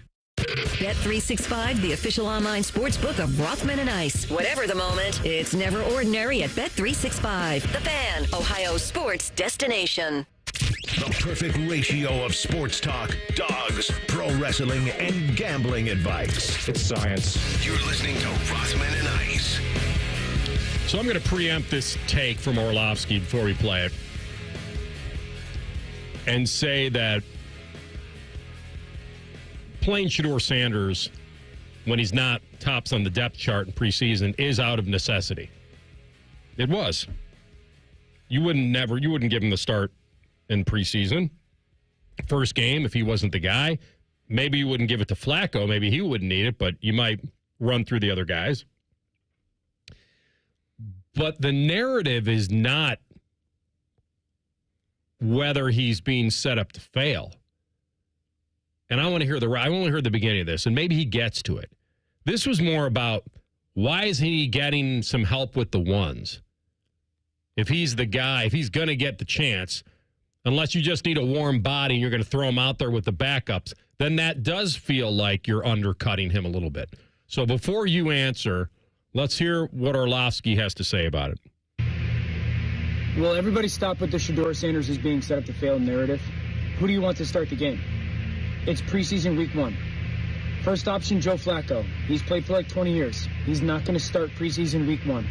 The next two options would be a Kenny Pickett or a Dylan Gabriel. Both are dealing with hamstring injuries. Neither has practiced a ton recently. If they've done anything, I believe it's been 7-on-7. Who do you want to start the game?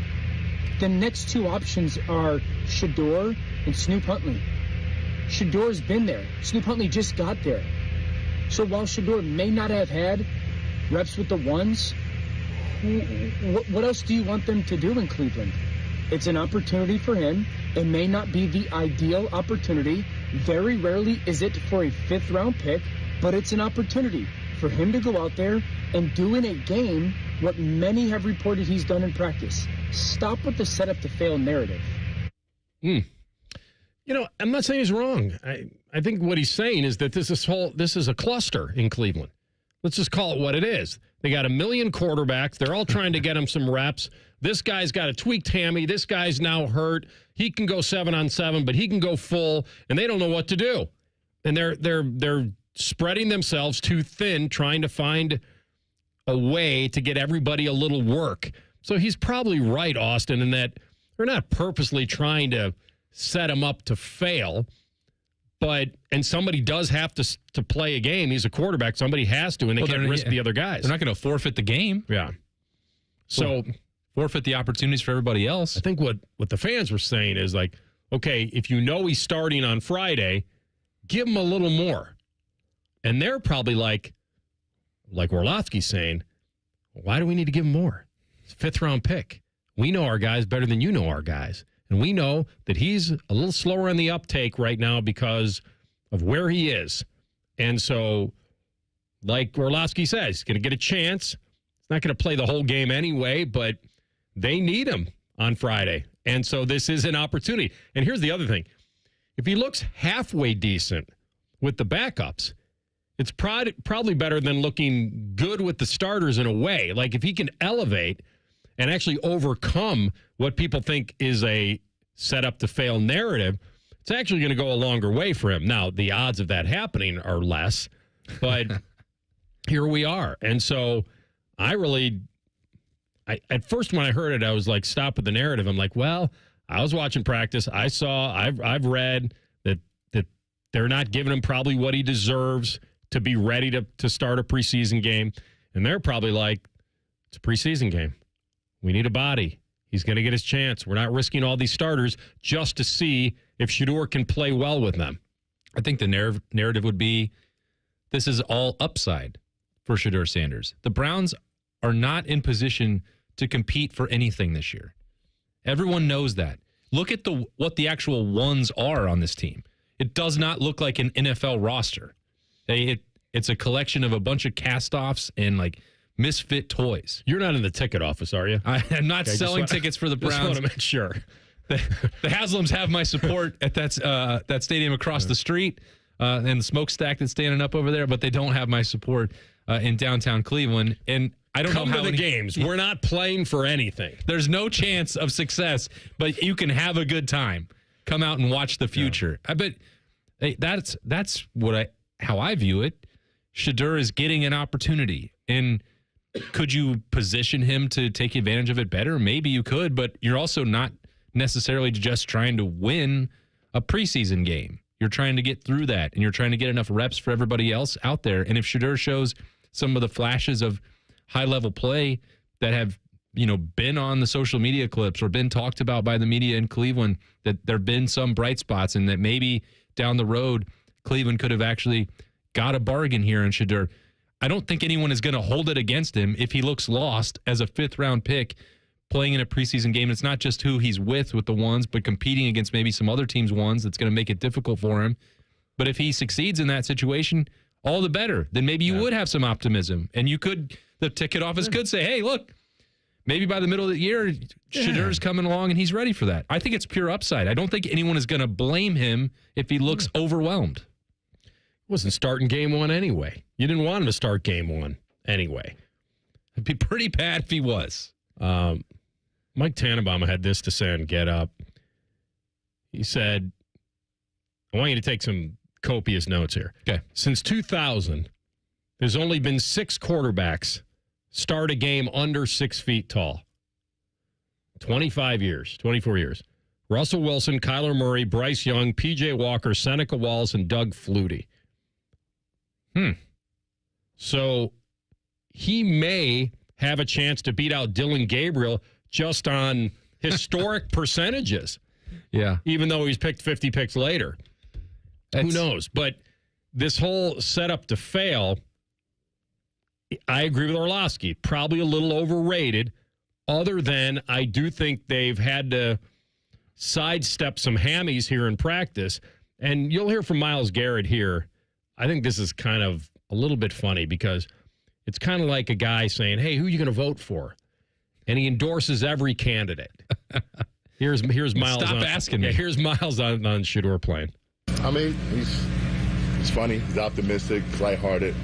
But he works hard. You know, he takes it seriously, his craft, and he's watching what the others are doing and you know, doing it his own way in which only he can. So, you know, looking forward to see him, you know, in these preseason games and you know, how he manages the offense. But you know, I think he looks good, but all the guys look good right now. I think that's the first time I can remember an evaluation of an NFL quarterback starting with he's optimistic and he's funny.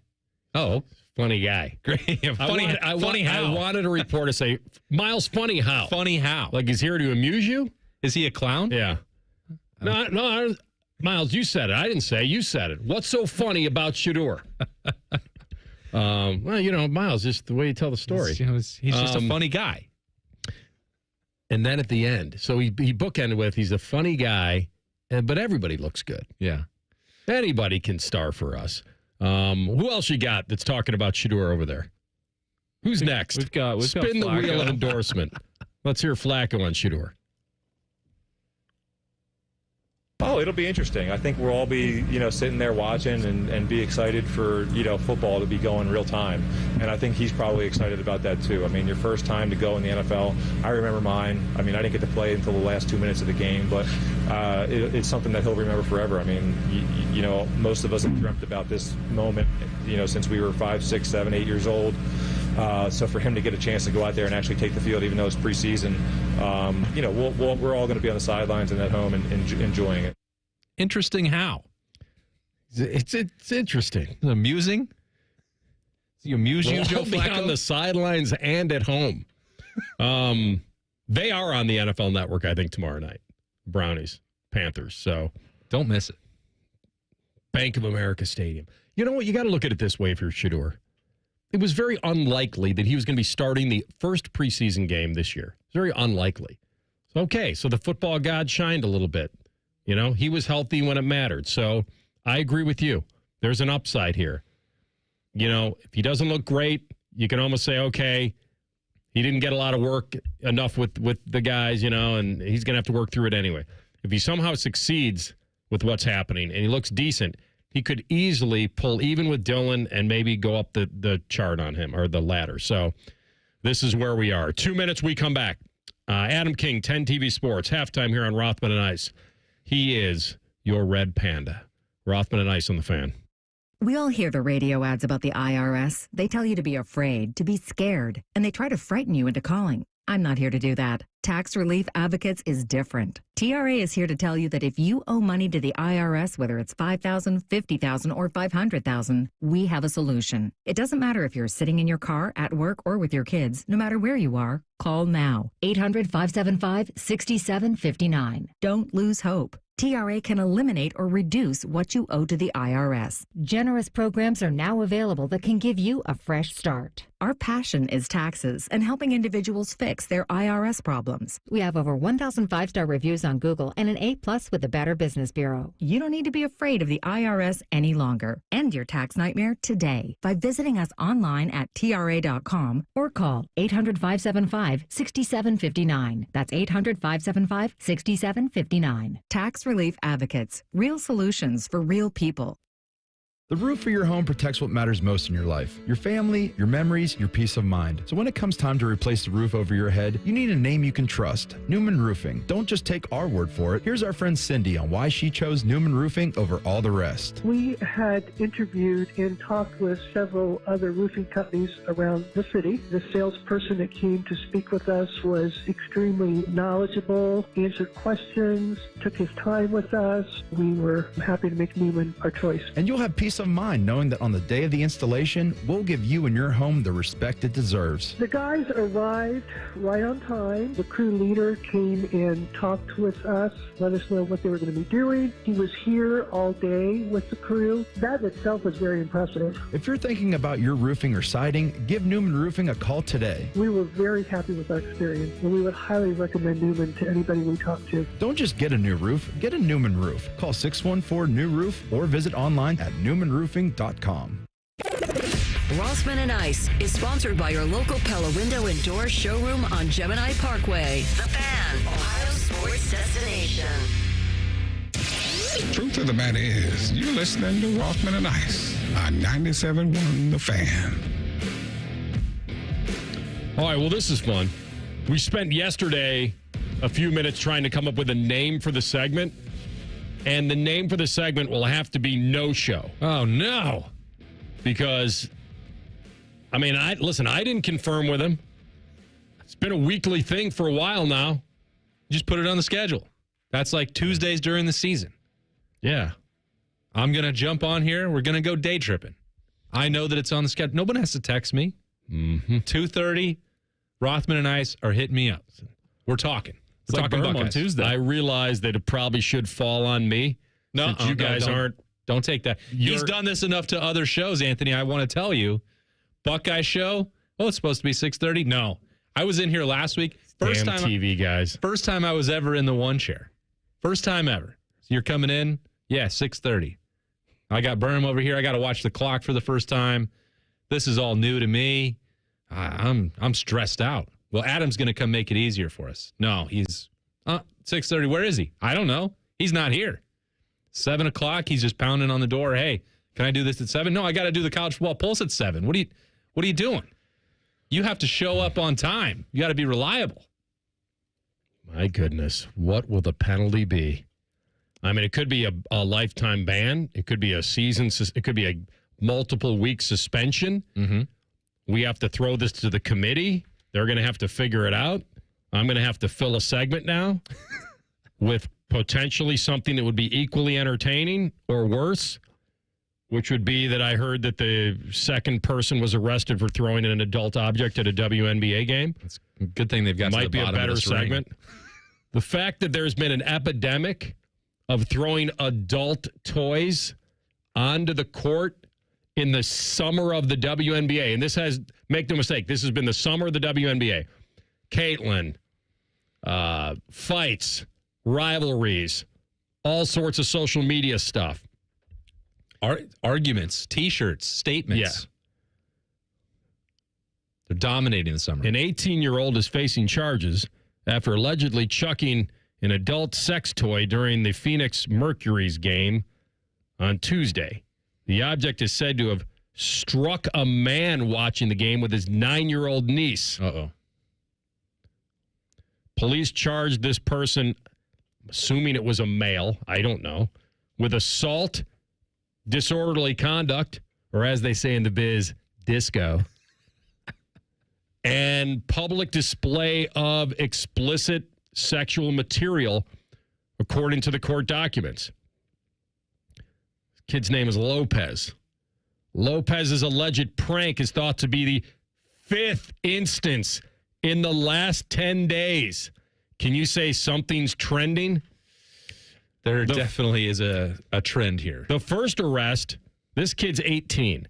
The first arrest, 23-year-old Delbert Carver, after he allegedly threw an object during the Atlanta Dreams game against the Golden State team.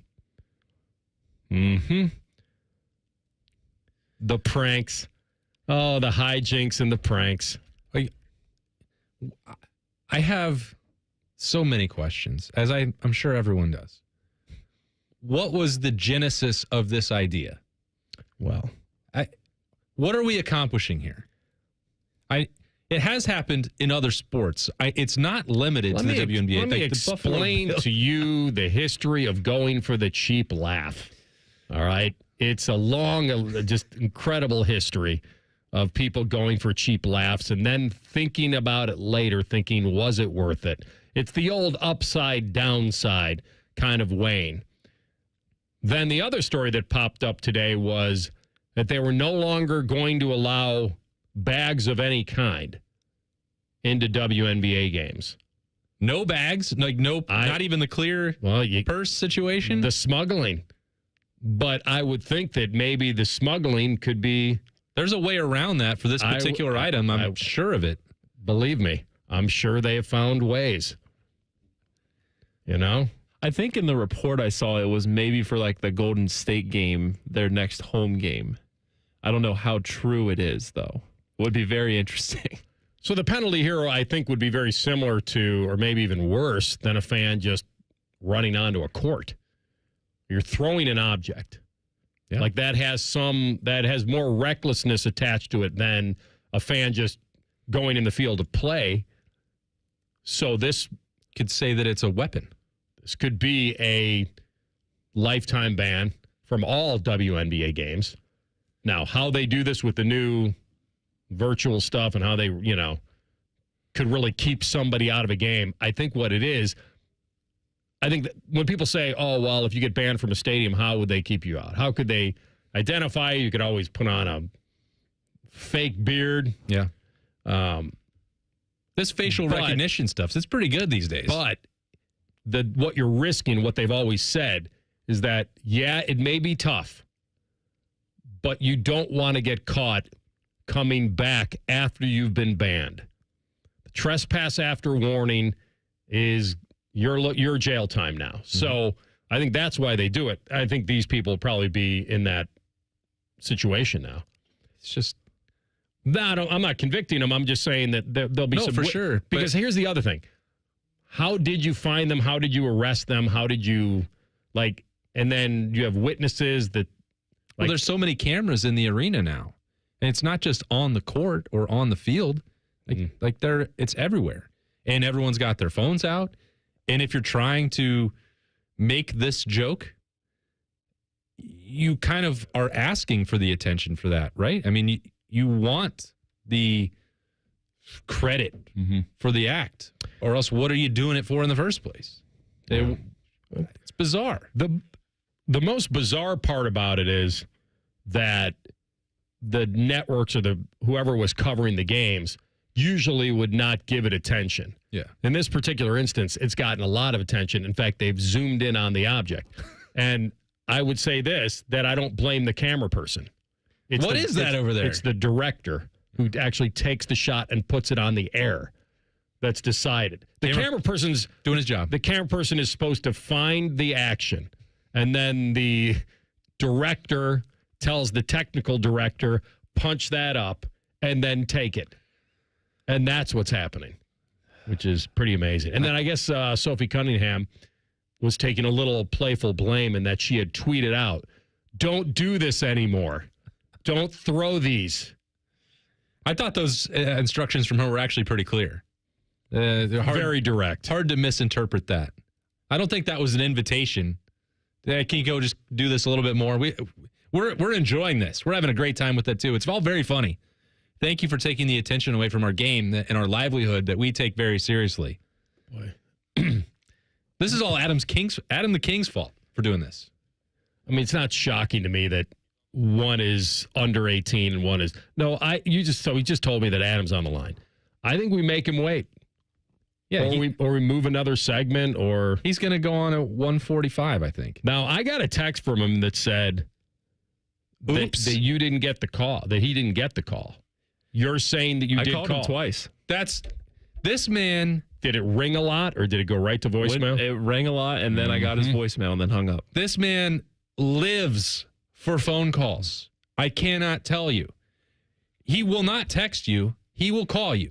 In the year 2025, there's nothing that Adam King wants more than to be holding that phone up to his ear and talking to you. He's just walking through the Woody. He's walking through the Rose Bowl. Who are you actually talking to? I don't think you're on the phone. Mm-hmm. He wants to be talking on the phone. To not pick up if someone actually gives him a phone call is inconceivable to me. There's no way that could have happened. Defending him then. No.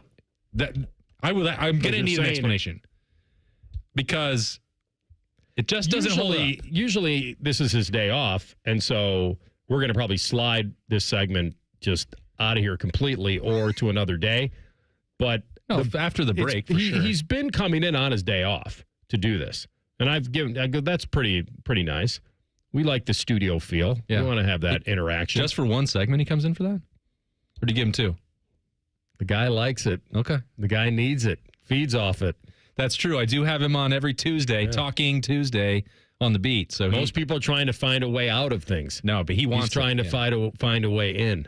I guess that's what's so puzzling about missing this 1:30 call time. What would be cool is if somehow you could put him on hold and you just play some of that elevator music and just let him wait and just. Well, he got to hear about the WNBA situation. Yeah, this is probably a better story anyway to keep the people informed. All right, maybe or maybe not. He'll weigh in on the bulletin. We got extra motivation for a certain Buckeye, especially in the opener. You'll hear that next. Rothman and Ice in the Fan. Tweet from a listener. Are you carrying the Buckeye game today? Considering we've never not carried one, yes. The answer is yes. The Fan. Hey guys, it's Timmy Hall, and I want to talk to you about the roof over your head. You know that thing that protects your house and everything in it? It's pretty important, and a lot of you are going to have to replace it soon, but be warned. There are companies out there that skip over the biggest part of the process, the attic ventilation. You see, if that attic doesn't have proper circulation, it can cause problems such as mold and rot. You got rot, and not to mention leaks in the wintertime and higher AC bills in the summer. This is one of the reasons I'm telling you about my guys at Victor's Home Solutions.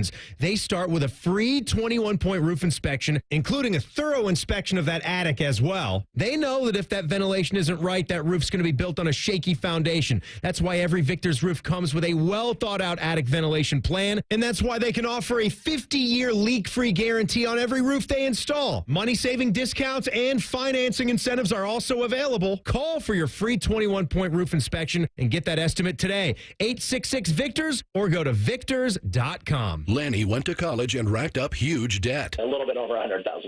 For a degree he couldn't use? Now what? I had a friend that went to my computer career. They even helped him get hired immediately after graduation. One of the things I love about IT is that you can work from anywhere you want. You could become an IT pro in just months, including cybersecurity and the basics of AI with zero experience at mycomputercareer.edu. My Computer Career, an elite CompTIA certification partner. It worked for me, and I know it can work for you. This is one student's experience. Individual results vary.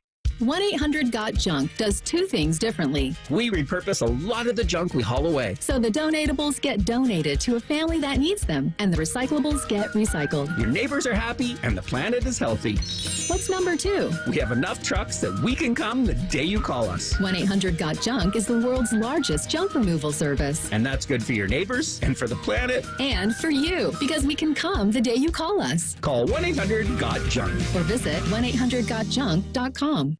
When was the last time you hopped out of bed without that knee or back screaming at you? Or walked down a flight of stairs without having to take your time? You thought to yourself, I'll just tough it out. But nothing changes. Hi, it's Tyvis Powell. It's time to call and schedule that free consultation with Dr. Walkoff and his team at QC Kinetics here in Columbus. I'm glad I did. Myself and others have turned around their lives with QC Kinetics regenerative treatments that work with your body to help restore and repair damaged joint tissue. Natural cellular therapies. No scalpels, no pills, just long-term relief with no dreaded recovery. Check it out at qckinetics.com/Columbus. Bring your x-rays and MRIs to QC Kinetics for a free, no-pressure chat and thorough evaluation to see if you're a good candidate. Find out if you're a good candidate. The consultation is free. Just call QC Kinetics at 380-208-4544. 380-208-4544. That's 380-208-4544. The Fan is the official station of summertime. Sipping on a lemonade, the smell of fresh-cut grass in the air, and Common Man playing fart noises on the radio. Was that a fart? Ah, summer. The Fan, Ohio's summer destination. Need assistance with door and window projects? The Home Depot can help. From inspiration and materials to ordering and installation, our free Millwork virtual apron service can get you moving and doing. Plus, we speak Spanish too. Our associates can help you tackle complex jobs without you leaving the job site, saving you time and money. Call us at 1-833-HD-APRON or visit homedepot.com/MVA. The Home Depot, how doers get more done. The success you've already had matters at University of Maryland Global Campus because we're a school for real life. An accredited state university, UMGC lets you earn up to 90 credits toward a bachelor's for prior learning and relevant life and work experience, or transfer up to 12 credits toward a master's. We offer affordable tuition and online and hybrid courses. Classes start August 13th. Apply now and save with no application fee. Learn more at umgc.edu. Certified to operate in Virginia by Chev. All your favorite fan shows are available when you want them. Head to 971thefan.com and hit that subscribe button. The Fan, Ohio sports destination. Rothman and Ice present Buckeye Bulletin. Sponsored by Logan AC and Heat Services. Don't go through another air conditioner breakdown. For fast, friendly service, call the experts at Logan Services now for a free estimate and next day air installation. All right, Buckeye Bulletin time. James Laurinaitis loves his linebackers. And why not? I mean, only one you would say is a household name in Sonny Styles. The rest certainly can become household names here in Columbus and college football. Arvel Reese, we've talked a lot about in the offseason, is the guy to replace Cody Simon, but there are other guys. And one of them would be Peyton Pierce, who's a true sophomore, and he played last year. Most of it on special teams. He did play defense in a few games, made a few tackles, but really smart kid, scholar athlete at Ohio State, 6'2", 225. And then the cool part is, where is he from? Well, he's the Texas Tornado Bro. Yes. The Texas Tornado Bro. That's right. It's a very good nickname. And we all know who they play in the opener. So that will be some extra motivation if he needs it. And here's James on the young Peyton Pierce. You just feel him every single practice. Like, he is downhill. You can sense that wrestling background. That's why I loved it when we recruited him. I first developed my relationship with Peyton when I was at Notre Dame, trying to get him to go there. And then when I came over here, it was like one of the first phone calls I made was to Peyton, and to make sure that we were kind of getting on that recruiting train. And then we ended up getting him. He's downhill. He's physical. He has this tough guy leadership qualities that's similar to Tommy. And it's just like, when that ball is run between the tackles, that he's going to go down there and just, like, you'd be surprised if he got through a practice without chips off of his face mask, And obviously that's the way that I think the LB position should be played. So it's a great comment by James. And what it tells me is that when he's got three linebackers on the field, it's going to be tough to keep him off. Yeah, he will be the third. And the great thing about Peyton Pierce, Anthony, is that his athleticism, his ability to play multiple spots for that linebacker unit will enable Arvel Reese and Sonny Styles to move around and do some different things as well. So there is a lot of excitement about what he's doing and the growth that Peyton Pierce is showing. So you've got flexibility, versatility, everything you want. And it would be really, James put it this way. He views Ohio State as having three starters. It is not just Sonny and Arvel that are going to run this show. It is all three of them. Now, that doesn't mean that there are going to be three linebackers on the field when they start the game, or some weeks that we're going to see it all that often. But when you go to three, those are the three you'll see for sure. It's going to be very cool to see these guys jump up into the mix because we've focused mostly on the defensive line and what they can be on this team. And if the defensive line isn't all they want it to be, that is going to put a lot of pressure on those linebackers. Yep. So it's going to be fun to watch them try to pick up the D-line a little bit, the D-line trying to pick them up a little bit. Spin the wheel of Laurinaitis here. Who else was he talking about with his linebackers?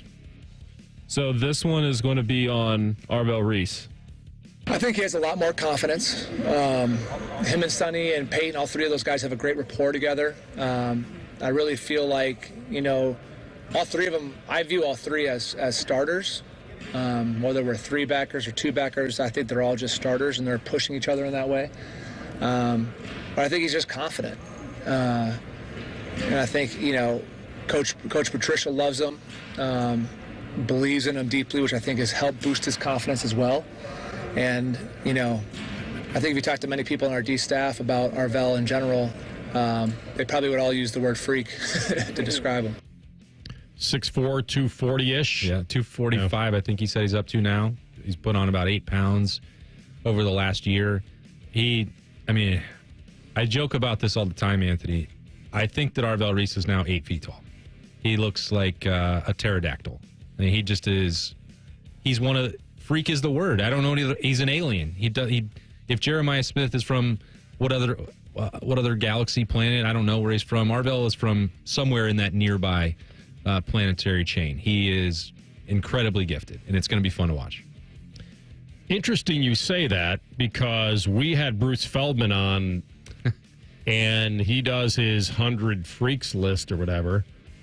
And this is my point about not being a household name. But you don't have to be a household name to get on that list, because Bruce talks with strength guys and coaches and even parents. But he was off the list, correct? He was. In Ohio State, generally, and I guess in this case, Mickey Marotti specifically, he will, if you ask for specific testing information, sometimes you'll get it. But he's not going to volunteer a ton of other information to national media outlets, because Ohio State feels like the results will speak for themselves. They don't want to get too far ahead. They don't think that they need the additional PR. So sometimes you'll see, I don't know, Penn State have 10 players on the freaks list, and Ohio State will have 2. You think, well, that's strange.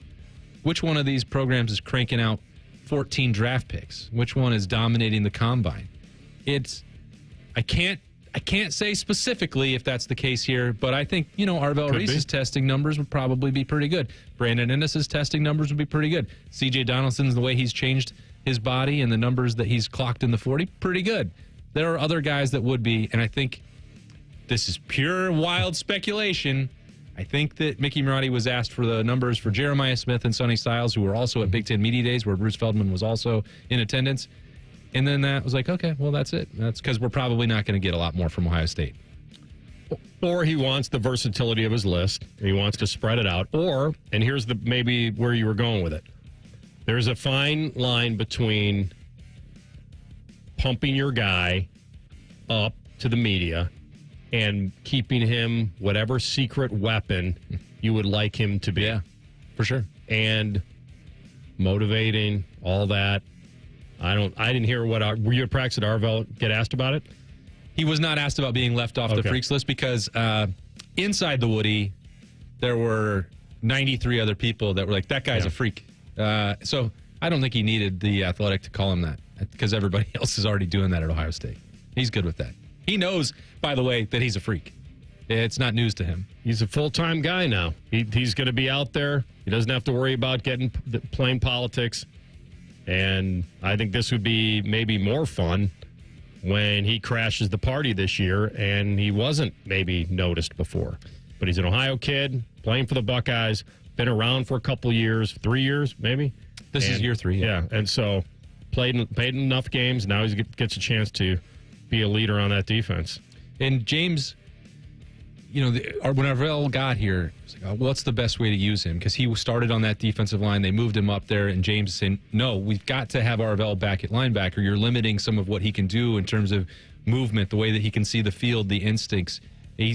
James talked about this a little bit on Wednesday, where it's like, if you're at defensive end and you only see this limited window and you're only going after this one role, that's good for some people and that's helpful for some people. But for Ohio State to run the defense that they want, and if Arvel can see everything from sideline to sideline, and we saw examples of that when he was on the field as the third linebacker a year ago. I believe he finished with 43 tackles as the third linebacker.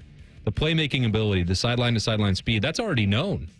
Certainly in Columbus, but I think even nationally people are like, this guy's going to be a real one. But they wanted to figure that out initially, and they gave him a different look and different physicality on the defensive end spot. And it's like, nope, we got to have him back at linebacker, and he looks like a natural there. All right, that's today's Buckeye Bulletin. Coming up, top of the hour, SportsCenter update. We are efforting in the third hour also former Michigan Wolverine and local star Jake Butt, Big Ten Network. He's doing some stuff over there at practice. We'll effort him in the final half hour. But up next, ESPN's acquisition and the panic from the media has been amazing. What are they panicking about? We'll tell you next. Rothman and Ice and the Fan. Oh, hey, the best football team in the country's on the best radio station in the country. Congratulations, Buckeyes. Here's to 100 more years together. Your home of the Buckeyes, the Fan. Men, the summer is here. Longer days, warmer nights, and romance in the air. Intimate dinners, walks on the beach, dancing in the moonlight. But if you have erectile dysfunction, you know it can ruin romance, both for you and the one you love. This is Jeff for Tri-State Men's Health. And if you have ED, don't let another summer go by without getting treated. Because intimacy is one of the greatest things in life. And fear of not being able to perform should not be something you have to deal with. At Tri-State Men's Health, we're ED experts. We've successfully treated tens of thousands of men. Our protocols work when others don't, and we have treatments that are effective in well over 90% of cases. You could even last up to an hour or more and perform like you haven't in years. So call us. Your initial appointment is only $99 and includes blood work, a medical consult, and if medically advised, a test dose. And if that test dose doesn't work in the office, your visit is free. Call 800-900-9654 or go to tristatemenshealth.com. Hey, it's Leslie from Pella Columbus. And I'm Wilson from that other window place. Wilson, I just had the greatest day today. One of our customers in Delaware literally happy cried. Her new windows just completely transformed her home. It was just magical. Oh, so you like magic. Well, that's not what I was saying. Is this your card? Wilson, you didn't even... Okay, sure. That was my card. And magic. Get the windows that can change the look and feel of your home at PellaColumbus.com. Stay hydrated. It's hot out there. So my teenage son just went out in sweatpants and a hoodie. It's 98 degrees. At least I know he'll be cool in our house, thanks to Atlas Butler. If something goes wrong, they'll fix it within 24 hours. They call it their comfort pledge. Get too hot? Hey, my phone. Oh, your phone. Should have known. Atlas Butler is at your service. Call 1-800-FURNACE. Another reason to choose Hinderer Motor Company for your next vehicle. This is Justin Hinderer. Every vehicle comes with a lifetime powertrain warranty, award-winning service, and our exclusive Carvenience. We pick up your vehicle, service it, and return it so you save time and enjoy peace of mind. That's Carvenience. At Hinderer Motor Company, we take care of everything so you can drive worry-free. See why we're the best choice for your next new or used car by visiting HindererMotorCompany.com. 1-877 Cars for Kids. KARS Cars for Kids. Ready to get rid of that old car? Donate it to Cars for Kids. Call 1-877-CARS-FOR-KIDS to reach a friendly live agent. Donation's super easy, and your car can be picked up as soon as tomorrow. Call us now, 1-877-CARS-FOR-KIDS. 1-877 Cars for Kids. Donate your car today. Did you know you can donate real estate too? You know, it's not the shoes. It's what you can put in them that makes all the difference. Hey, it's Anthony. I've been a customer at the Good Feet store for a while now, and I'm all about my personally fit arch supports. They support my feet better than all the insoles I've jammed into my shoes over the years. And my Good Feet arch supports help me in a ton of ways, from overall support and balance to stabilizing my heels, and the fact they distribute my body weight, especially when I'm golfing. I literally have spring in my step now. Check them out for yourself. The free fitting is designed to help them understand you, your pain, and your discomfort. It's simple. Just stop by the Good Feet store on Polaris Parkway or Stringtown Road in Grove City. You don't need an appointment, but you can certainly schedule one very easily online. Get back to living the life you love with the Good Feet store. For more than 30 years, they've taken great pleasure in helping thousands discover the comfort they've been dreaming of, just like me. Get professionally fitted at goodfeet.com. A SoFi personal loan is here to help you achieve something once thought impossible, overcoming high-interest credit card debt. Walk the tightrope of your finances with one low, fixed-rate monthly payment, no fees required, and as soon as the same-day funding. That's right. Pull off your own debt-defying stunt with a SoFi personal loan. Visit SoFi.com/trick to learn more. Loans originated by SoFi Bank, N.A., member FDIC. Terms and conditions apply. NMLS 696891. Hey, Joe Fortenbaugh here. Whether you're locking in your home run picks or riding with your favorite golfers this summer, ESPN Bet is your sports book for all the action. Go from checking stats on your favorite teams and players to placing bets in just a few taps. Plus, new customers can get $100 in bonus bets when you make your first $10 wager. Download the ESPN Bet app and sign up with the promo code JOEQ to get started today. Must be 21 plus. Gambling problem? Call 1-800-GAMBLER. Terms and conditions apply. See app for details. Offer not available in New York. Broadcasting from the Lindsay Honda Studios. Honda makes the cars. Lindsay makes the difference. Visit lindsayhonda.com. WBNS-FM, HD1 Columbus. The Fan. Sports Center. Good afternoon. I'm Ryan Baker. The Cincinnati Bengals begin preseason action tonight in Philadelphia, taking on the Eagles at 7:30. Zach Taylor says that Joe Burrow and the starters will play this evening. Also tonight at 7, the Indianapolis Colts are in Baltimore to face the Ravens. 10 o'clock out on the West Coast, the Seattle Seahawks host the Las Vegas Raiders. The Cincinnati Reds ended a series in Wrigley Field yesterday with the Cubs. Tonight they're in Pittsburgh to face the Pirates at 6:40. Brady Singer will make the start for Cincinnati. Paul Skeens gets the ball for the Buccos. Pre-game coverage on ESPN Columbus gets underway at 6:10. We'll join it in progress here on The Fan at 8. The Connecticut Sun today have traded former Buckeye J.C. Sheldon to the Washington Mystics for Aaliyah Edwards in a first-round pick swap. This one brought to you by Dr. Mark Levy. If you're snoring and not sleeping, call Mark Levy's office at 1-800-MORE-SLEEP. That's 1-800-MORE-SLEEP or online sleepbettercolumbus.com. Most shows just skim the surface, but Rothman and I feel like the biggest story of the day deserves a closer look. It's time for a deeper dive. Sponsored by Low T Center. Low T Center, reinventing men's healthcare. All right, final hour of the program, Rothman and Ice. Anthony Rothman, Austin Ward in today. Letterman Rowan, the Fan, covering Ohio State. Well, left for Jake Budd. He's doing all sorts of stuff over there covering practice for the BTN. We'll try to get him on here in the last half hour if we can. ESPN's acquisition of the NFL media properties. It's been a big story this week. ESPN's going to own the rights to the Red Zone. They're going to get more live games. The NFL then, in exchange in this trade, gets 10% equity in ESPN. So everybody's a little worried about the propaganda machine and everything that'll be involved in that. And there is it not already a propaganda machine for the NFL? I said that the other day. I'm like, what do people think is really going to change? Like, or do you look at that as being like, you watch it for whatever you watch it for these days? Why did they do it? To get more games. Yep. And they'll get distribution rights to the NFL Red Zone, which is great because people are so into fantasy and all you want to see is action and no commercials and all that. Now, I guess there was a fear when this first was reported that will ESPN change the Red Zone channel? Because if the Red Zone, if that's Scott Hansen whipping around the league and then all of a sudden they got to go to a commercial if it's on ESPN, it doesn't sound like that. I think, or at least in the short term, that little is going to change there. I think that's the whole point of this model, right? If you're paying a subscription, which is going to be, I believe, ESPN, the cleverly named platform here, is going to be $30 a month. Like, that's my understanding of taking down the subscription model, is that you're removing the need for a lot of commercial breaks. Now, so if Red Zone could be its own property here that doesn't need that, or you just put ad placement, we've seen all these other ways around it. You have a bug in the corner, or this hour of Red Zone is brought to you by whoever. I think that's probably how it's going to work. When I heard this news, I didn't immediately think, well, this is going to disrupt the way 8 hours of uninterrupted football has worked before. Like, well, why would ESPN mess with that? You're going to have more people that are going to cancel or be upset or outraged and not pay $30 a month if you don't give them the thing that they're used to. Why disrupt something that works?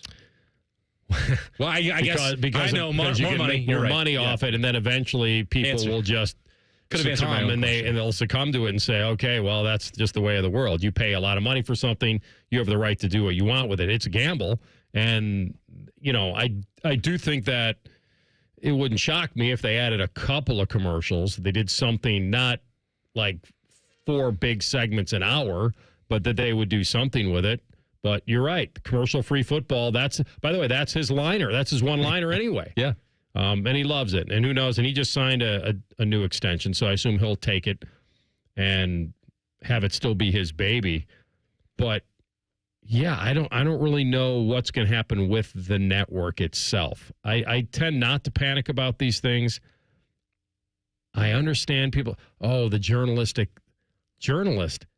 Most of this stuff is opinion-driven anyway now. There's no more real holding up the big J for journalism on this stuff. You're getting facts, you're getting some journalism, but most of these people that are covering these teams are being asked for their opinion now. Right. Whether they want to give it is up to them. The league owning a 10% stake in a, quote, journalism outlet is probably a big deal on paper, but I don't view it any other way. Have we not had 30 years of NFL Network to prepare for this? I think that was the initial concern. Well, how is anyone going to take the NFL Network seriously? If the NFL owns it, it's just going to be a mouthpiece for the league. Well, I mean, do you watch that Good Morning Football? Do you see what they're putting? It's fun. It's entertaining. They're giving their opinion. They're having guys on. It's not and I've been saying this fact-based thing. And I've been saying this for years just about, my own coverage, Anthony. Like, I don't cover the White House.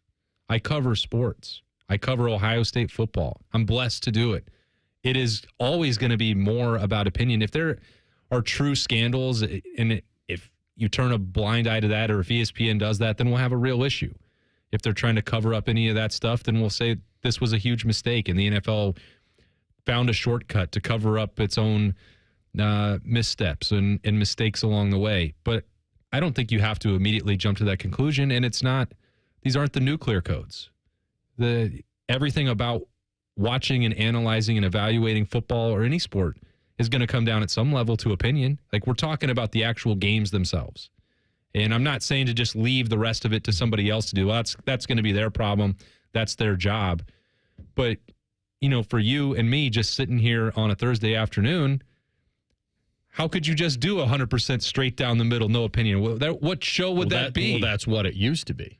I used to call it come in and read the newspaper to people because they had no other way to find out. Sure. You could come in the late 90s and you could read the box score to people. They wanted to know what happened, not what you thought about what happened, because they really didn't know. Now they got it in their pocket. They're on the go. They're listening so many different ways, and they're listening in like little hits. This isn't, no one's, I don't think anyone's huddled around the radio right now listening to us. Like sitting what on was the red score? Sitting on the floor, staring at a radio. It's one of those things that ESPN, and listen, ESPN has a brand. Whatever that brand is, they're lending it to a sports book. They've decided to go that route. So they've long embraced debate over there. They have. I believe it was around 2017, there were some people, I don't know, hundreds of reporters that were let go so that they could pay Stephen A. Smith's salary. I don't know any of them that might be sitting right here. Not that I hold that against it. They're going to do whatever they want. And guess what? Philosophies change, man. They run a business. I've been involved here locally. Philosophies change. And it's. Well, what did we say about even Ross Bjork and the Horseshoe? If you don't evolve and you're just purely going to go on tradition, or you want to run, a newspaper or ESPN or anywhere like you did 30 years ago, those are dinosaurs, man. They're extinct. If you don't get with the times, then you're going to go out of business. Not every idea is going to be something that's going to stick. You have a soundbite with Ross there, right? A couple of them. Yeah, I got a couple of them. All right. So he obviously came out. He wants more energy in the shoe. They want to utilize some of the traditions they have over there. Some of this could be home runs. Some of it could be getting used to it. Some of it may try and fail. Ohio State, in my mind, has always been above a certain level of, I never thought they needed, I'm not telling fans what to do, but they don't need a human mascot. They have a mascot. They don't need other humans as mascots. Sure. But people love it so much, and I get it. But so they've kind of leaned into their tradition. And now they're so powerful. And what have some fans complained about over the years? Oh, the shoe isn't as loud as it should be. It's only loud when they need it to be. I sat in there when Oregon took them down. It only got loud at the end when there was, oh my goodness, we may lose. Like, it wasn't, they do need to somehow in their own minds manufacture energy and get fans hyped, especially with these noon games and whatever. And it's not for everyone, but I think it'll have a certain vibe in there that will be trial and error. Let's hear them. So this one is wanting to utilize the Victory Bell more. We looked at how do we take all of our assets that we have that everybody gravitates towards, but then amp them up to another level. Again, the Buckeye leaf, right? Having our fans say, hey, I can earn a Buckeye leaf for the entire stadium because we caused a false start. How do we take the victory bell, right? And the reason why they put the bell in is so people knew if Ohio State won. Okay, well, that's a signal for excellence. We want excellence to be a standard. So let's have that be the signifying moment of when the team is walking on the field for victory, for energy, for effort. So I think it's a cool way. And then if you can have somebody that pulls the rope, like Archie, obviously, clearly with his second Heisman Trophy, 50th anniversary of his second Heisman Trophy. No one else has that. Have him be the first. When I called him and asked him, he was so fired up. There's a video. I think the video's out as well with Archie, pulling the rope on the. So just thought, it's an asset that's not utilized, but only, 7-8 times a year. How do we use it as a ramp up, to really signal a rallying cry? All right. So, first of all, Archie isn't going to do it every week. So they're going to have to eventually, and they do that in Minnesota with the Gallarhorn, the famous Minnesotans, whatever. Yep. Jamie Erdahl, the NFL Network from Minnesota. You do it this time. Like over the years, you'll have to spread this out as much as you can. The only oddity and awkwardness of this is that if you ever lose a game in the shoe, that you'll be hearing the victory bell all during the game, except the most important time, which is after the damn game. And that will maybe be a little more signal. Maybe they're using it as, well, maybe you didn't do enough today to earn the post-victory bell. So I understand what they're trying to do, and I think it would be counterintuitive for people to say, well, you complained about the atmosphere, and now they're trying to do some things, and you're just going to call every one of them corny? They're not all going to be corny. Some will be one season and done, I imagine, or a song that doesn't click, or a something with Brutus, or, I had people tweeting me the other day about, if Brutus did come in on some motorcycle, you're ripping off OU and Rufus and his deal, and they clearly came from the trip out to Oregon, by the way. Like that stuff with the duck, and I know Ross Bjork and the administration were there. This is the impetus. That game was when they're like, oh God, we got to do something to match this. Or why isn't it like that? Why wouldn't it be like this automatically at a place like Ohio State? So I applaud them for the effort, honestly. As you said, they may not all work. And it's not hard for me to envision after years in newspapers and writing game stories that if somebody comes into the horseshoe and pulls the upset, every lead from every opposing beat writer is going to include the victory bell being used prematurely. Or that it was silenced. Yeah. They'll incorporate it, because they're going to have to argue amongst themselves. Hey, there's 10 of us. Which one are we? You're doing silence. Okay, I'm doing premature. That'll be used against them. Ohio State, they're aware of that. They're smart people. What happens when you have a program like Ohio State is that the traditions are so historic that you're afraid every now and then to do anything different to make it feel corny and make it feel not real. And so that will be the trial. I like the situational stuff. Like, make these people at the controls figure out, hey, this is an important time of the game. Let's help. I think the most important thing that Ross Bjork said in the adjustment to the script that I think is critical and overdue, and it didn't get much attention, and I don't think it was really in the release, but we're not going to put the honorees on the field, and we're not going to have this 3.5-minute script. That takes people fully out of the game. 3.5 minutes, applause, these people did this, and you're going through the whole resume. That's the worst thing that they've done to eliminate the juice. And guess what? You're coming out of a timeout, and it's third down again now. Can you get back up? No, you just zapped all the energy out of the stadium. Ohio State did that itself because it was paying bills and paying tribute to the history. You can still do that, but Ross did say, we're going to cut down that script, and they're going to be used on the ramp, and we're not going to disrupt the game field and the flow of that. Every Saturday at home is a production of sorts, not just for football. They're going to do it in every way they think they can control it. We come back, pre-snap read, who's got the most to prove at quarterback. One guy said he knows. Rothman and Ice and the Fan. Big voice guy here to remind you that you're listening to The Fan, Ohio sports destination. Okay, thanks. I have 3 more seconds. Bye-bye. Hey guys, it's Timmy Hall, and I want to talk to you about the roof over your head. You know that thing that protects your house and everything in it? It's pretty important, and a lot of you are going to have to replace it soon, but be warned. There are companies out there that skip over the biggest part of the process, the attic ventilation. You see, if that attic doesn't have proper circulation, it can cause problems such as mold and rot. You got rot, and not to mention leaks in the wintertime and higher AC bills in the summer. This is one of the reasons I'm telling you about my guys at Victor's Home Solutions. They start with a free 21-point roof inspection, including a thorough inspection of that attic as well. They know that if that ventilation isn't right, that roof's going to be built on a shaky foundation. That's why every Victor's roof comes with a well-thought-out attic ventilation plan, and that's why they can offer a 50-year leak-free guarantee on every roof they install. Money-saving discounts and financing incentives are also available. Call for your free 21-point roof inspection and get that estimate today. 866-VICTORS or go to victors.com. Hi, I'm Dr. John Runyon from Runyon Dental Group. Are you missing teeth or do you have uncomfortable dentures? Dental implants can not only transform your smile, they can restore your confidence and allow you to eat those foods you love that you've been missing. When I was in my early 30s, I was in a similar situation needing complex dental work and dental implants. I understand all the emotions that you're feeling because I've been the patient and I know that we can help you. Schedule a free consultation today at runyondentalgroup.com. That's runyondentalgroup.com. Listen to Financially Fit Radio with Corey Sickles this Saturday morning at 9 a.m. on 1460 ESPN, covering topics like what you need to know about annuities and how to stay healthy and enjoy retirement.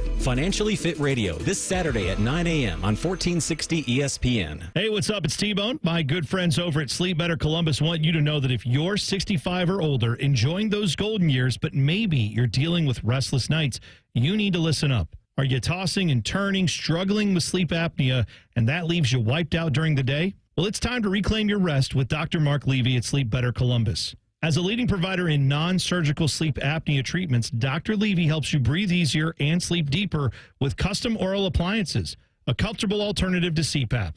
The best part is that Sleep Better Columbus is in network with most medical insurance plans and is a proud Medicare provider, so your coverage can work seamlessly with Sleep Better Columbus. And as we head toward the end of the year, don't let those benefits go unused.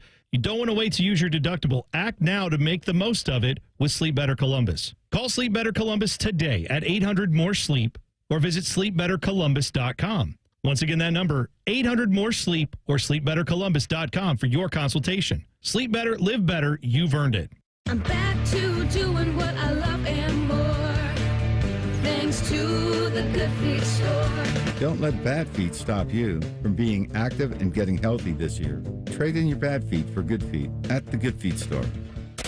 Morning Juice is live on YouTube. Weekday mornings starting at 6. Or on demand whenever you want it. Yeah, whenever. Bobby Carpenter's at your beck and call. And Tito's there too, you know, to clean the toilets. Head to YouTube and subscribe today. Now is a great time to schedule a back-to-school dental appointment. Dr. Hal Jeter, president of the Ohio Dental Association, is here to tell us more. Your child's teeth and gums need the right food, nutrition, and vitamins to grow strong and stay healthy. Help them maintain good oral health by brushing every morning and night, flossing, visiting the dentist twice a year, and developing good eating habits. As kids head back to school, it's important to know that foods and drinks high in sugar, acidity, and other cavity-promoting substances are often low in nutritional value, and they have the potential to create plaque capable of damaging tooth enamel. A back-to-school dental appointment can diagnose any potential problems and improve your child's oral health. Ohio Dental Association member dentists are located throughout the state, are dedicated to providing the highest quality dental care, are bound by the highest ethical standards, and obtain superior ongoing education and training. Ask if your dentist is a member of the Ohio Dental Association so you know you are being treated by the best. To find an ODA dentist in your area, visit oda.org. Fan weather. From the Logan AC and Heat Services Weather Center. Another beautiful day for us as we go into your Thursday afternoon. Mid to upper 80s for the highs with plenty of sunshine. We could see a stray shower or two out there, but most of us will again be mainly dry. Mostly clear skies tonight with lows in the upper 60s. And then for your Friday, we'll have highs getting up into the upper 80s to right around 90 degrees with plenty of sunshine in the forecast. For the Fan, I'm meteorologist Meredith Garfalo with your 10 weather impact forecast. Bet365, the official online sports book of Rothman and Ice. Whatever the moment, it's never ordinary at Bet365. The Fan, Ohio's sports destination. Rothman and Ice present Preseason. Snap Leads. Sponsored by Newman Roofing. Call Newman Roofing today at 614-NEW-ROOF. That's 614-NEW-ROOF. Or visit online at newmanroofing.com. The fun ranking I was thinking of this morning would be the quarterbacks with the most to prove in the NFL this year. And because I don't think it automatically goes to the highest paid guys that aren't performing, and I don't think it automatically goes to a second-year quarterback or a rookie even. Like, because I could easily make the case that J.J. McCarthy might have the most to prove based on where the Vikes took him, who they didn't tag in Darnold coming off a 14-win season, a good defense coming back, weapons outside of Addison's suspension. I could feel like, wow, JJ, yes. Well, you're stepping into a ready-made situation. If you don't even come close to last year, it's going to look like a fail. Now, he's entitled to have a year of growth. He shouldn't have to be Sam Darnold in his first year, but I could make the case. I don't have him at number one. Isn't that a wild statement, though? You don't have to be Sam Darnold.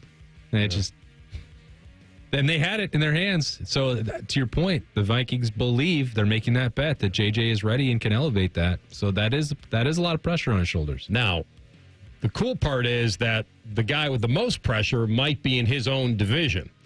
And it's not, the call is coming from inside the house. So this is Jeremy Fowler, the reporter who spoke to a certain receiver about his quarterback. So Roma Dunze told me Caleb Williams can literally be the best quarterback in the NFL. He's far away from that right now. You mentioned deconstruction. That's exactly right. Ben Johnson has been relentless on him with the details. I hear you, Rome. Trying to get some extra passes, baby. I hear you, Rome. Right. He's trying to get the ball.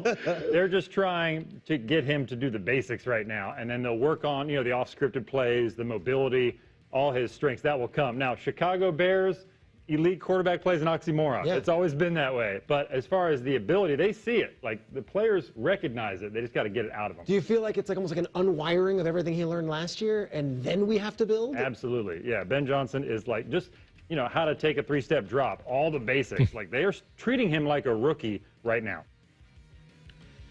What a process. I don't know if that bodes well or not. I guess restarting with a brand new head coach is, let's start fresh. Everybody has a clean slate. There's he does have a ton to prove, and he may be. My mind would go to Trevor Lawrence just because of the money he's making. That would have been my pick. And that you were given all of that money.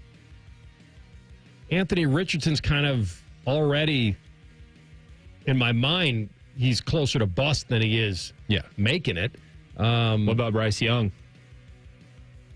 He got benched. Now he's back to being the guy again. A lot to prove for himself to stay in the league, but I don't have incredibly high expectations where I'd say he's got to, I feel it's just for himself. I'm looking at more guys that are have been almost touted higher than him that need to show something. Either they've been paid or they've been given a ton of weapons or they've given everything they can to succeed. Because I put Bryce Young in a similar category I put Justin Fields. Anything you get is a bonus from those guys. He's on the list now because he's not going to keep bouncing around team to team and get it. Justin Fields is not going to continue to get chances to start. And I mean real even competitive chances to start. This 2 years, if he makes it in New York, will be he's either stick and stay or he becomes a perennial backup or who knows what. Yeah, it feels like that's more for the sake of their future careers and for themselves when you're talking about Bryce Young and Justin Fields, running out of opportunities here. And maybe that's too young for Bryce Young. It's not for me, but when you're talking about pressure and most to prove, and then the finances are already in place for you and franchises have had multiple years to build around you, that's Trevor Lawrence and Justin Herbert for me. You have to prove that you are capable of getting over the hump, and you've got Jim Harbaugh out, with the Chargers and saying this guy's the greatest gift to quarterback that I've ever seen, and he's gonna go all the way. He's a Super Bowl winner. Okay, what is it that Justin Herbert has actually done that makes you think that that's delivering on Sunday? So what he's done is flash, not in the biggest moments. So what that tells you is that he has probably what it takes skill-wise prototypical size, mobility, smarts. He's got it. Yeah. But where is he when it counts? So I'm with you on that. He's way up there. And everyone thinks that it's going to click for him. I'm skeptical of that. I have been. I'll believe it when I see it. Guess that's the pressure. Go prove it. Same with Trevor Lawrence. They've been talking about that since he was recruited out of high school to Clemson. Every tool you could possibly want. And he won big right away at Clemson. It's tapered off a bit since then. It's not been for lack of investment around him. I feel like Kyler Murray's right in that conversation too. They've only been to the playoffs once under him at quarterback. Hasn't had much success in Arizona. And with you get a guy like Marv for him. If you can't really get him the ball and have much success, then what's to do after this year with him? I feel like you got to move on. He's definitely up there. I'm trying to think my own rankings. Herbert's probably... Boy, if it's Caleb 1, then Herbert's got to be 2 for me. I think with Caleb, it's not just last year and restarting in the platform. Like, that was the way he was playing at USC as well. For all of this back padding that Lincoln Riley gets for the productivity of his college quarterbacks, I think we're right there in the same conversation that Reimer's bringing up with Kyler Murray. What is it that he is teaching them that gets them ready to perform at the next level? It's not really translating, especially with Caleb Williams, because the last year at USC there was a turnover experience and not winning big games and, going up and into the stands with his family and, tears and all that stuff. I've been skeptical of him for a while. Played hurt, though, in the game that he's got talent. No one will ever say you don't have the arm talent, the athleticism to succeed. Everyone has seen that for Caleb Williams for quite some time. It's the same deal with Trevor Lawrence. Same thing with Justin Herbert. But it's the next part. It's the mentality of the game. It's dealing with the adversity. It's the tough situations where they're not meeting that moment. I'd have Caleb, Herbert, Trevor, Justin, JJ. Those would be my 5. And I know 1 is the more established guy in Justin Herbert. And Trevor. Herbert's not going anywhere. Neither is Trevor, really. But you mentioned Kyler. I think everyone knows he's talented. He's had some injuries. Fights the little guy stuff, but really mobile, pretty good. I don't know where people stand on his ceiling, but I think we know he's talented. I don't know how much, but you're right. He has to prove that other part. The part you just said also about getting on the page with a really, really high-end receiver. I mean, it takes more than just, it's not 7-on-7s. I know it takes a lot to make that happen. The other guy that I think is always going to get the tag is Dak. But Dak can put up stats, and if Dallas's defense is no good, then he's not going to face a ton. Anthony Richardson, he loses the job to Danny Jones, then I feel like he's... Didn't they put an or on their... Yeah. Okay. Yeah. He did have to cut out the Skittles. I don't know if you guys saw that. Oh, well, that's good. I'm glad he could do that. But Roma Dunze saying that, what did he say, the best quarterback in the league? Yeah, he could be the best quarterback in the NFL. Pumping up his guy. Throw me the football. He wants more targets. I don't blame him. Yeah, because he's not ever going to get past Mahomes, Josh Allen, Lamar Jackson, maybe not Burrow, but he does have the tools. And if he doesn't succeed this year, then all of a sudden you start to wonder. It's a cursed franchise. That's just all, it's holding him back. Justin can vouch for that. He had all the tools. Justin's always had those same tools as well. Oh, if he had this team? He never did. He didn't get the benefit of that. That's right. That's the one thing that you could say on his side. All right. That's your pre-snapper for today. We come back in 2 minutes with the former Mackey Award winner, Jake Butt, Big Ten Network. He is eyeballing those Buckeyes. He'll give you some great insight next. Rothman and Ice in the Fan.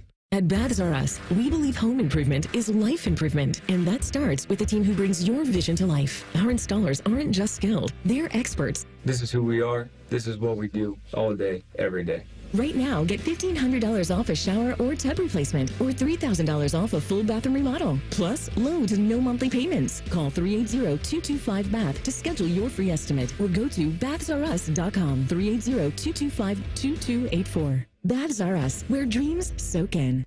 Skyway Skyline is introducing a new chicken chili. Come get that world-famous Skyline flavor you love with a new protein option. Try the new Skyline chicken chili on Waze, Coney's, and all your Skyline favorites. At Columbus Skyline locations only while supplies last. An official message from Medicare. I turned 65 this year. I knew it was time to figure out Medicare, and I had questions, like when to enroll and how to enroll. So I went straight to the official source, Medicare.gov, to get the facts about Medicare. I found answers to all my questions, and I'm ready to get started. And so can you. Just go to Medicare.gov to get the real facts about Medicare. Paid for by the U.S. Department of Health and Human Services. Oh, no. Ah, that's the sound of someone who's misplaced my debit card. Their debit card. Where did I leave that thing? Not at the gas pump, or the checkout counter, or the roof of your car. Now, if he has the Chase mobile app, he can use Card Lock. Wait, I could just lock my card. Yep, just a few tippy taps on his phone, and that sound, that's peace of mind from Chase. Chase mobile app is available for select mobile devices. Message and data rates may apply. J.P. Morgan Chase Bank N.A. Member FDIC. From military life to a rewarding career in IT, kickstart your new journey in a matter of months in the fields of IT and cybersecurity, including AI. Learn more at mycomputercareer.edu/CWP. Financial aid is available for qualified students, including VA benefits. Rothman and Ice is sponsored by your local Pella Window and Door showroom on Gemini Parkway. The Fan, Ohio sports destination. Anthony sometimes likes to sit and stare at his bundle of Emmy Awards. Unfortunately, it's through the glass of the pawn shop. You're listening to Rothman and Ice. We got eyeballs on practice, and we got a good pair. He's the 2016 John Mackey Award winner, is the nation's top tight end. Local star at Pick North. Went to that team up north and certainly had an awesome career, and now he's even better. Success. He's even better on the air. And I tried to predict during the break if he ever was involved with a quarterback, whether there's any controversy or any competition. We'll get it from him now. Jake Butt is with us, BTN analyst. Well done, my man. Thanks for making time for us. Yeah, appreciate it, guys. Just actually, I'm headed to the airport here, head back to Chicago. So that wraps up like my first part of the camp tour, but excited to break down some Ohio State football with you. All right, real quickly, when you were playing at Michigan, I just wrote down in the break, Gardner, Rudock, Spate. Was there ever competition? Do you ever remember going into a season at Michigan where you weren't sure who your guy was going to be? Yeah, especially my senior year. And I remember it was a big deal because I could have left after my junior year for the NFL. And as I was making that decision, I called my offensive coordinator, Jed Fish. He's now the head coach of Washington. And I remember asking him, well, like, Coach, hey, man, like, I don't know who the quarterback's going to be. And he had to sell me on it was Wilton Spate, but maybe it was John Rudock or Shane Morris. So, yeah, there's definitely some challenges with that. I mean, one of the noticeable ones as a skill position is, you go through the offseason, there's only reps. If I'm the starting tight end, I want those reps with my starting quarterback, especially if it's a new starter. For Jeremiah Smith, Carnell Tate, Brandon Ennis, Max Clare, Jelani Thurman, those guys are getting half the reps with each guy all off season. Now it's just a small thing, but it's things like that add up. Jake, so the local media here, I got to see Thursday, Friday, and Saturday of practice last week, and then it's been closed for us. You've got a fresh set of eyes on what's been going on with the Buckeyes after the BTN tour today. I came away from the first week thinking this is why Ryan Day is saying that there's a competition at quarterback. I can see how you can make that case, why it would be, how you could win with Julian Sayin or Lincoln Kienholz. And then they called this week moving week. Has there been movement for you? Do you buy into the notion that this could go either way, or what was your impression of that critical position for the Bucs today? Yeah, well, here's the So I'll preface this before we get into everything as we see one day. Right. And this was apparently yesterday was a really tough and physical practice. They were back in full pads again today. So like that's the context. Well, all I really saw was two talented guys. I think that they could go either way, and with the players around them and what they have up front, I think Ohio State's going to be fine. I think they're going to be a playoff team regardless.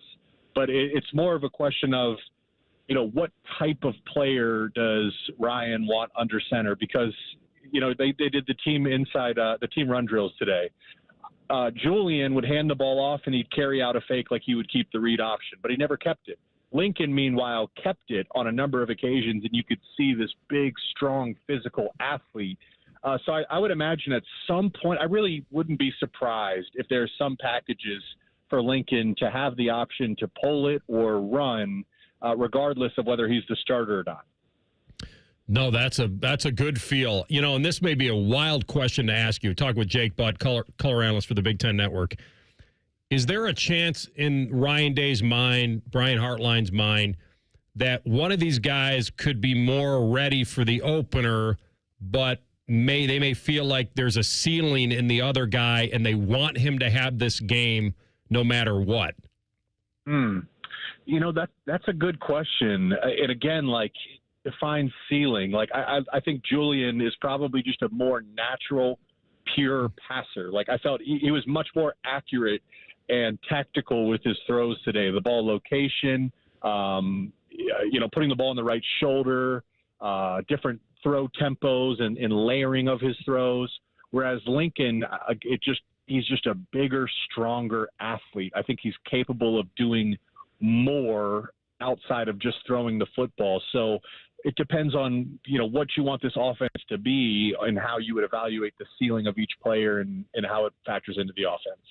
Jake, with your view of the tight end position and covering the Big Ten the way you have, I know that you've got probably a lot better idea of what Max Clare could do for Ohio State than maybe we've even got a handle on in Columbus quite yet. What is it about him that flashes for you, and how could that be different maybe for the way Ohio State's used the tight end the last couple of years?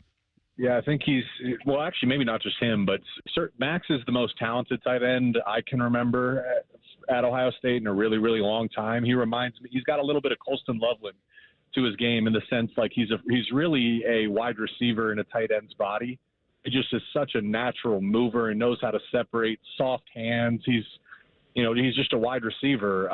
But Jelani Thurman is a big beast to handle too. In one-on-ones today, Caleb Downs had great coverage on him, but the ball was thrown 10 feet in the air and Jelani just reached up and plucked it. There's just nothing Caleb could do. I'll say this though, this is what I came away is you're trying to attack defenses and opponents, whether it's Penn State or Oregon or whoever, whether it's Texas, teams have to play split safety because of Jeremiah and Carnell. They have to have safety help to help their corners because of the Buckeye wide receivers, which means you have Max Clare working the middle of the field against a linebacker. No linebacker is going to be able to cover him. That's just not going to work. On side of that, so maybe you bring in extra defensive backs, nickel, dime package. Well, the Buckeye offensive line looks big and strong and capable, so they should be able to run the ball. So all these pieces work together to where it's really going to be hard, if not impossible, to slow down the offense. You get a sense over there that while they have certainly a lot to be proud of last year and that run that they made, that the identity of this team is going to be drastically different. You got two new coordinators at the controls. Going to have a new quarterback. What's your view of the challenge of trying to climb the mountain again with this team? The challenge is, what's that last part? The challenge is to what? Just to try to climb the mountain with this team. Last year had a lot, obviously the losing streak to Michigan is ongoing, but we're in an expanded era, Jake, as you know, and they proved it once that they could come from way back and win it all. But what's the challenge for this team, do you think? I think that we've talked about it, not knowing your quarterback at this point, and neither guy has experience. Will Howard at least had game experience. Not knowing your quarterback and introducing two new coordinators is another piece of this. And I think an observation at practices is when you go through practice, some coaches, they pre-script the practice plays. So going into practice, they already know what play calls are going to be called throughout the day. Well, I noticed Ryan Day, there was a ton of unscripted periods today. And I think that signals to me that he wants Hartline and Patricia to get used to calling plays and adjusting on the fly. So I think that's going to benefit them. There's no challenge from a talent standpoint. There just isn't. I think winning last year gets that monkey off days back and Ohio State's back. They can play freely. It's just the natural challenges of the season that always come when you're trying to pursue a conference title and a national title. That'll never be easy. So, Jake, you're heading back to the airport, going to Chicago. The BTN tour rolls along. Are you doing all 18 campuses? No, I'm not doing the West Coast teams, and there's a few I'm missing. I'm not doing Indiana and Purdue, but for the most part, yeah, I'm doing a good amount. Because it seems like just across the board, the way that people are talking about this league and the talent, and you guys were, BTN was out there with Penn State and talking about all the talent that's there, and they've got a veteran team. They're following the Michigan blueprint from a couple of years ago, Ohio State a year ago. Just like, and I saw you out in Vegas. It just feels like there is a level of competition at the top of this league that, you know, everyone wants to leap to the SEC and the strength of their schedule. Getting through this league feels like more of a gauntlet every single year. 100%. And I think that conversation and narrative is changing. That's backwards looking. And I think it's fair for the SEC to be proud of the past. And they were the kings of college football, you know, but that was back when all the talent was really concentrated at Alabama and Georgia and LSU. Now I think the talent has been dispersed. You know, Caleb Downs left Alabama. Julian Sayin left Alabama to come to Ohio State. You know, that the talent has been dispersed. The coaching's been elevated. I think the meat of the conference, like a team like Nebraska, they looked good. I think they're ready to take a step. And then another thing for the Big Ten is, you know, we're known as a defensive conference. I think we're going to see the middle teams take a major step forward at the quarterback position. Iowa, we saw their offense improve last year. They go out and get Mark Gronowski, I believe, from South Dakota. That's a huge upgrade. I mean, they haven't had a talented quarterback at that position. What can that do for that program? Washington's dangerous. I think this Indiana roster is even better than last year. So what does that mean? Illinois returns a ton of players. So the health and the meat of this conference, I don't see how anyone could say that it's a guarantee that the SEC is the better conference at this point. In fact, I'd lean the Big Ten. Thanks, man. Appreciate your time. I know you had a very busy day. This was nice of you. I can't wait to reach out again during the season. Thanks, Jake. Be well. Safe travel. Anytime, guys. Thank you. Jake Butt, former Pick North star, Michigan star, and, of course, now with the Big Ten Network. It's funny, you know, even mentioning that's the funny part about this era is talk about a South Dakota State transfer to Iowa, and how would we know about him? But what we do know is they've got a great offensive line and good linebackers, but we haven't talked about Iowa at all. And Illinois is supposed to be a team with all those returners back with a good quarterback. And now in the expanded playoff era, these teams have a chance. And I don't think Indiana laying an egg at Notre Dame is going to cause the committee any real. I hope it wouldn't. I hope you don't look at that as, oh, we let them in and they laid an egg. And Sean McDonough leading the charge on how dare they get in. It was the most competitive of the first round games. Right. I mean, when it was the first one. Yeah. Well, they just jumped to a conclusion, and then Notre Dame failed to pull away. We don't have to relitigate all of that, but it shouldn't be held against anybody because all four of those games wound up being blowouts, and Indiana was the closest of the four. All right, we come back. Tell the truth next. Rothman and Ice in the Fan. If you consider yourself a Buckeye fan, you've come to the right place. This is your heritage sports talker and home of Ohio State Athletics, The Fan, Ohio's sports destination. We repurpose a lot of the junk we haul away. Donatables get donated to a family that needs them, and the recyclables get recycled. And we have enough trucks that we can come the day you call us. We work to help your neighbors, the planet, and you. Call 1-800-GOT-JUNK. Hey, what's up? It's T-Bone, and I've got a public service announcement for your taste buds. The legendary Sanders Bumpy Cake is finally here in Ohio. Yes, that Sanders Chocolate Fudge Bumpy Cake. Rich devil's food cake topped with smooth buttercream bumps and smothered in thick chocolatey fudge. I'm getting hungry just thinking about it. It's the dessert you didn't know you needed until now. Perfect for your next barbecue, tailgate, or a family function. And if you've never had one of these, well, trust me, once you try it, you're going to be hooked. Grab your Sanders Bumpy Cake today at Kroger or Meyer and taste what the hype's all about. Attention Columbus foodies. Are you a smoker of mouth-watering chicken wings? Then bring the heat to the Grove City Smokin' Hot Wing and Music Fest, presented by American Nitro. First place wins $1,000, but more importantly, bragging rights. It's all going down Saturday, October 4th with wings, beer, music, and more. Sign up your team today at americannitro.com/wingfest. Don't wait. Spots are filling up smoking fast. Wingfest supports local causes like Southwest Career Academy, Ghosts of War, and Gigi's. Let's wing it for a great cause. Sign your team up today. Hey, it's Bobby Carper. When was the last time you hopped out of bed without that knee or back screaming at you? or walk down a flight of stairs without groaning step by step. Hey, that was me. And I had to deal with that from all the years of playing football. But I went and saw my friends over at QC Kinetics, and it disappeared. I didn't have to tough it out anymore. Call over QC Kinetics with Dr. Wolkoff and get your free consultation. It's regenerative medicine, folks. There are thousands of patients who will tell you that they wish they would have done it sooner, just like I did. I'm glad I did, and my experience was tremendous. You go in, you have a consult, they lay out the plan, they talk about it. It's no pills, it's no scalpels. It's just your own body's biologics treating you and helping heal you. So find out if you're a good candidate. Go to QCkinetics.com/Columbus or call 380-208-4544. That's 380-208-4544. They have offices all around Central Ohio, so be sure to go and check them out. Burnt out, foggy, running on caffeine and willpower? It's time for a reset. Hydrate Me Med Spa brings next-level wellness to Central Ohio with medical-grade IV drips, NAD Plus for brain and energy support, and ozone therapy to detox at the cellular level. This isn't just self-care, it's a system upgrade. Feel sharper, sleep deeper, perform better. Now open in Dublin, Grandview, New Albany, and Granville. Book your drip at hydratememedspa.com. When it comes to your roofing, siding, or gutter needs, call Newman Roofing, 614-NEW-ROOF, newmanroofing.com. Join the Fan weeknights at 6 for the Buckeye Show. And if you're asking if it's just a bunch of homers rooting for all things Ohio State, yes, it is. Proud to be your flagship home of the Buckeyes, the Fan, Ohio sports destination.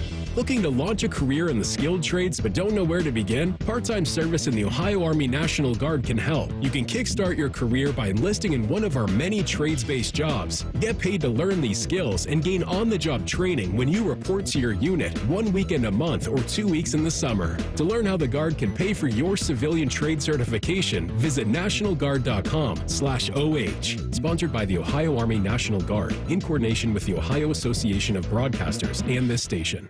Attention Columbus foodies. Are you a smoker of mouth-watering chicken wings? Then bring the heat to the Grove City Smokin' Hot Wing and Music Fest, presented by American Nitro. First place wins $1,000, but more importantly, bragging rights. It's all going down Saturday, October 4th with wings, beer, music, and more. Sign up your team today at americannitro.com/wingfest. Don't wait. Spots are filling up smoking fast. Wingfest supports local causes like Southwest Career Academy, Ghosts of War, and Gigi's. Let's wing it for a great cause. Sign your team up today. Want to know anything about the Fans contest, how to win, or what's up for grabs? Check out 971thefan.com. The Fan, Ohio's sports destination.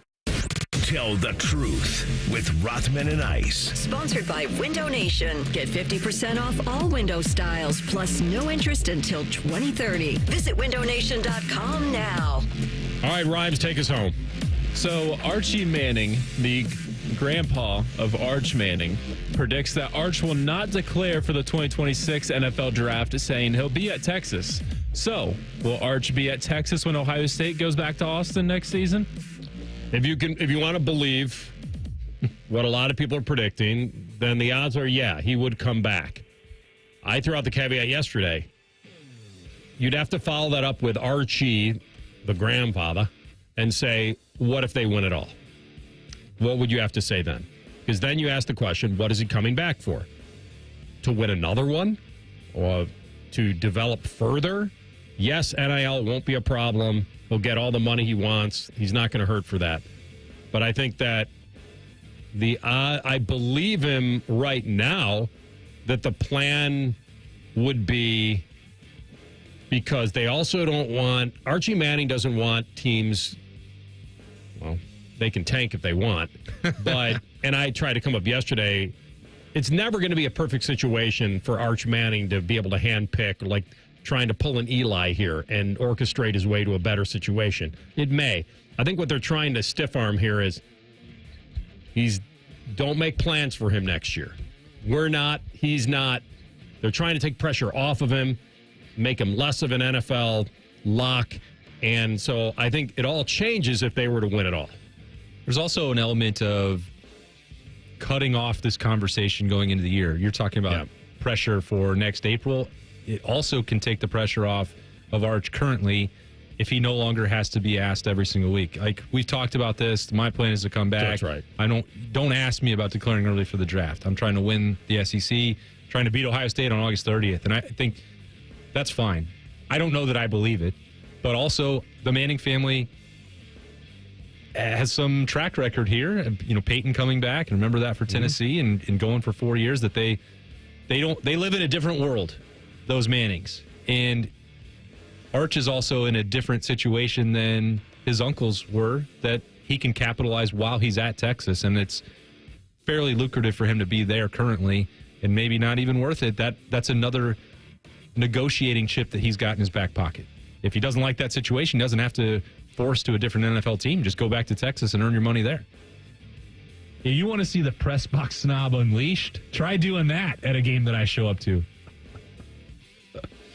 Just had that from last night ready to go, huh? Yep, absolutely. They're talking, Anthony, what's the context of the that? changes that are coming to college football and the environment when they're talking about revenue. I was told that some schools are considering eliminating the press box entirely, and like building media rooms where you just go watch it on downstairs TV? And watch it on TV, a live feed, and then you're going to the press conference. That would be... I can't even find the words for it. And Austin is the biggest press box snob. And you can have a rinky-dink What press does box. press box snob mean? Food, chairs, view? What does it mean? All of the above. People think that I complain too much about my situation on game days. Okay. I do the notebook. I sometimes show like how terrible it is in some of these spots. And that is a reminder. I was given a sobering dose of reality. Hey, are you going to complain about getting these cold pretzels at Michigan State? What if you don't get to watch the game at all? How do you feel about that? Well, I would feel pretty bad. I'll gladly shut up about these meal tickets in East Lansing just to make sure that I still have a seat to watch live football. Weren't you on the roof at Oregon? Oregon, yeah. I'm not even going to talk about that one. Or the debacle getting into Notre Dame. I don't cover it the way you do anymore, but I've sat in annexed press boxes before, and you're there. It's free. I'm not going to complain, but some are a lot better than others. But it would be weird to attend a game, covering a game, and then be secluded to watch it on TV. But most of the media aren't paying enough attention anyway, and they're watching the monitors because you are far away. Yeah. And so you want to see replays. You want to see... Because most people would agree with this. Much better view at home. You can hear the announcers. You can hear what they're talking about. You can see everything you need to see. And when you're at the game, especially at Ohio State, you're so far away that you're going to be looking at the monitors for most plays. We're just basically sitting on the sun. What if I gave you a recliner in this room and maybe your own butler? Uh-huh. You know, we could maybe enhance it for you, give you more of the creature comforts that you feel. I'm not. No. That's. This is a tongue-in-cheek moniker that I've bestowed upon myself. I want to be able to do the job. It's only if it's I am not asking for them to bring me the finest foods, your finest meats and cheeses and wines. I'm not asking for that for a clubhouse feast. I don't want that.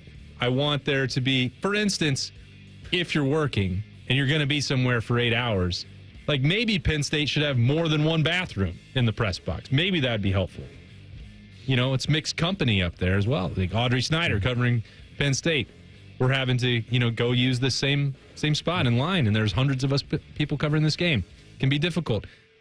All I want to be able to do, Anthony... I think there's a porta-john outside. Yeah, there is. You can leave the stadium.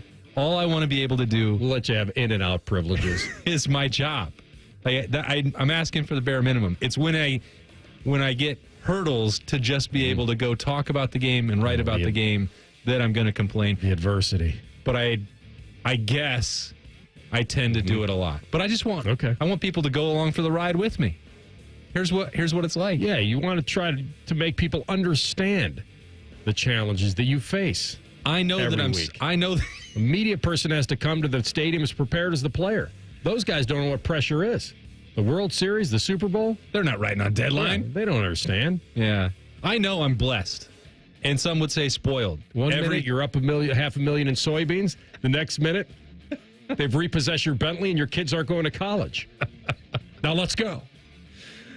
I get to cover every Ohio State game. I'm lucky. I'm blessed. Yeah. I just want to be able to keep doing a warm hot dog and some pretzels that are not 3 days old. Yeah, that's it. All right.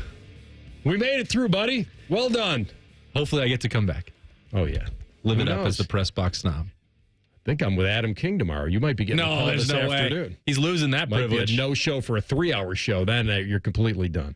All right. Conman and Timmy up next. We will talk to you tomorrow. Rothman and Ice and the Fan. All the Ohio State conversation you can handle. The Buckeye Show. Weeknights at 6. Your Ohio State flagship station. The Fan. Men, the summer is here. Longer days, warmer nights, and romance in the air. Intimate dinners, walks on the beach, dancing in the moonlight. But if you have erectile dysfunction, you know it can ruin romance, both for you and the one you love. This is Jeff for Tri-State Men's Health. And if you have ED, don't let another summer go by without getting treated. Because intimacy is one of the greatest things in life. And fear of not being able to perform should not be something you have to deal with. At Tri-State Men's Health, we're ED experts. We've successfully treated tens of thousands of men. Our protocols work when others don't, and we have treatments that are effective in well over 90% of cases. You could even last up to an hour or more and perform like you haven't in years. So call us. Your initial appointment is only $99 and includes blood work, a medical consult, and if medically advised, a test dose. And if that test dose doesn't work in the office, your visit is free. Call 800-900-9654 or go to tristatemenshealth.com. Aaron, I'm freaking out a little that you're giving away $500 in free repairs whenever someone buys a new water heater. When people are faced with an unexpected expense, an unexpected gift helps restore balance to the universe. Get Eco. ECO. How many things can our plumbers do for $500 or less? Tons of things. Like what? We can repair a toilet that's not working. We can replace a hose bib, install a utility sink or a vanity, run a water line to an appliance, replace a garbage disposal. Get Eco. ECO. Replace a shutoff valve, fix an exposed water leak. What's an exposed water leak? It's one you can see. It's not inside a wall and it's not underground. And we're going to do these sorts of things for free just because a person buys a water heater? Yeah, for free. Because we're restoring balance to the universe? Balance to the universe. Get Eco. ECO. Give it away, plumbers, genius electricians, and gonna make you cool again, HVAC technicians. Who? Go to geteco.com. You know, it's not the shoes. It's what you can put in them that makes all the difference. Hey, it's Anthony. I've been a customer at the Good Feet store for a while now, and I'm all about my personally fit arch supports. They support my feet better than all the insoles I've jammed into my shoes over the years. And my Good Feet arch supports help me in a ton of ways. From overall support and balance to stabilizing my heels and the fact they distribute my body weight, especially when I'm golfing. I literally have spring in my step now. Check them out for yourself. The free fitting is designed to help them understand you, your pain, and your discomfort. It's simple. Just stop by the Good Feet store on Polaris Parkway or Stringtown Road in Grove City. You don't need an appointment, but you can certainly schedule one very easily online. Get back to living the life you love with the Good Feet store. For more than 30 years, they've taken great pleasure in helping thousands discover the comfort they've been dreaming of, just like me. Get professionally fitted at goodfeet.com. An official message from Medicare. I turned 65 this year. I knew it was time to figure out Medicare, and I had questions like when to enroll and how to enroll. So I went straight to the official source, Medicare.gov, to get the facts about Medicare. I found answers to all my questions, and I'm ready to get started. And so can you. Just go to Medicare.gov to get the real facts about Medicare. Paid for by the U.S. Department of Health and Human Services. Oh, no. Ah, that's the sound of someone who's misplaced My debit card. their debit card. Where did I leave that thing? Not at the gas pump, or the checkout counter, or the roof of your car. Now, if he has the Chase mobile app, he can use card lock. Wait, I could just lock my card. Yep, just a few tippy taps on his phone, and that sound, that's peace of mind from Chase. Chase mobile app is available for select mobile devices. Message and data rates may apply. J.P. Morgan Chase Bank N.A. member FDIC. This is This Date in Reds Baseball with team historian Greg Rhodes. In 1977, Pete Rose hit in 44 straight games to tie the all-time NL record. And along the way, he passed Bill Dolan, a 19th century Chicago Cubs shortstop who had hit in 42 straight games. And Pete can thank his fellow Reds of 1894 for stopping Dolan's streak. It happened this August 7th in Chicago. Dolan had hit in 42 straight, then the all-time record. But the Reds shut him out. And Pete can be very glad they did. Heck, for that matter, so can Joe DiMaggio. For Dolan then went on a 28-game hit streak. He could have wound up with 71 straight, but it wasn't to be. The Reds putting a stop to the hit streak this August 7th, 1894, this date in Reds baseball. This date in Reds baseball is brought to you by the Cincinnati Reds Hall of Fame and Museum, presented by Dinsmore. Celebrating greatness, preserving history, providing inspiration.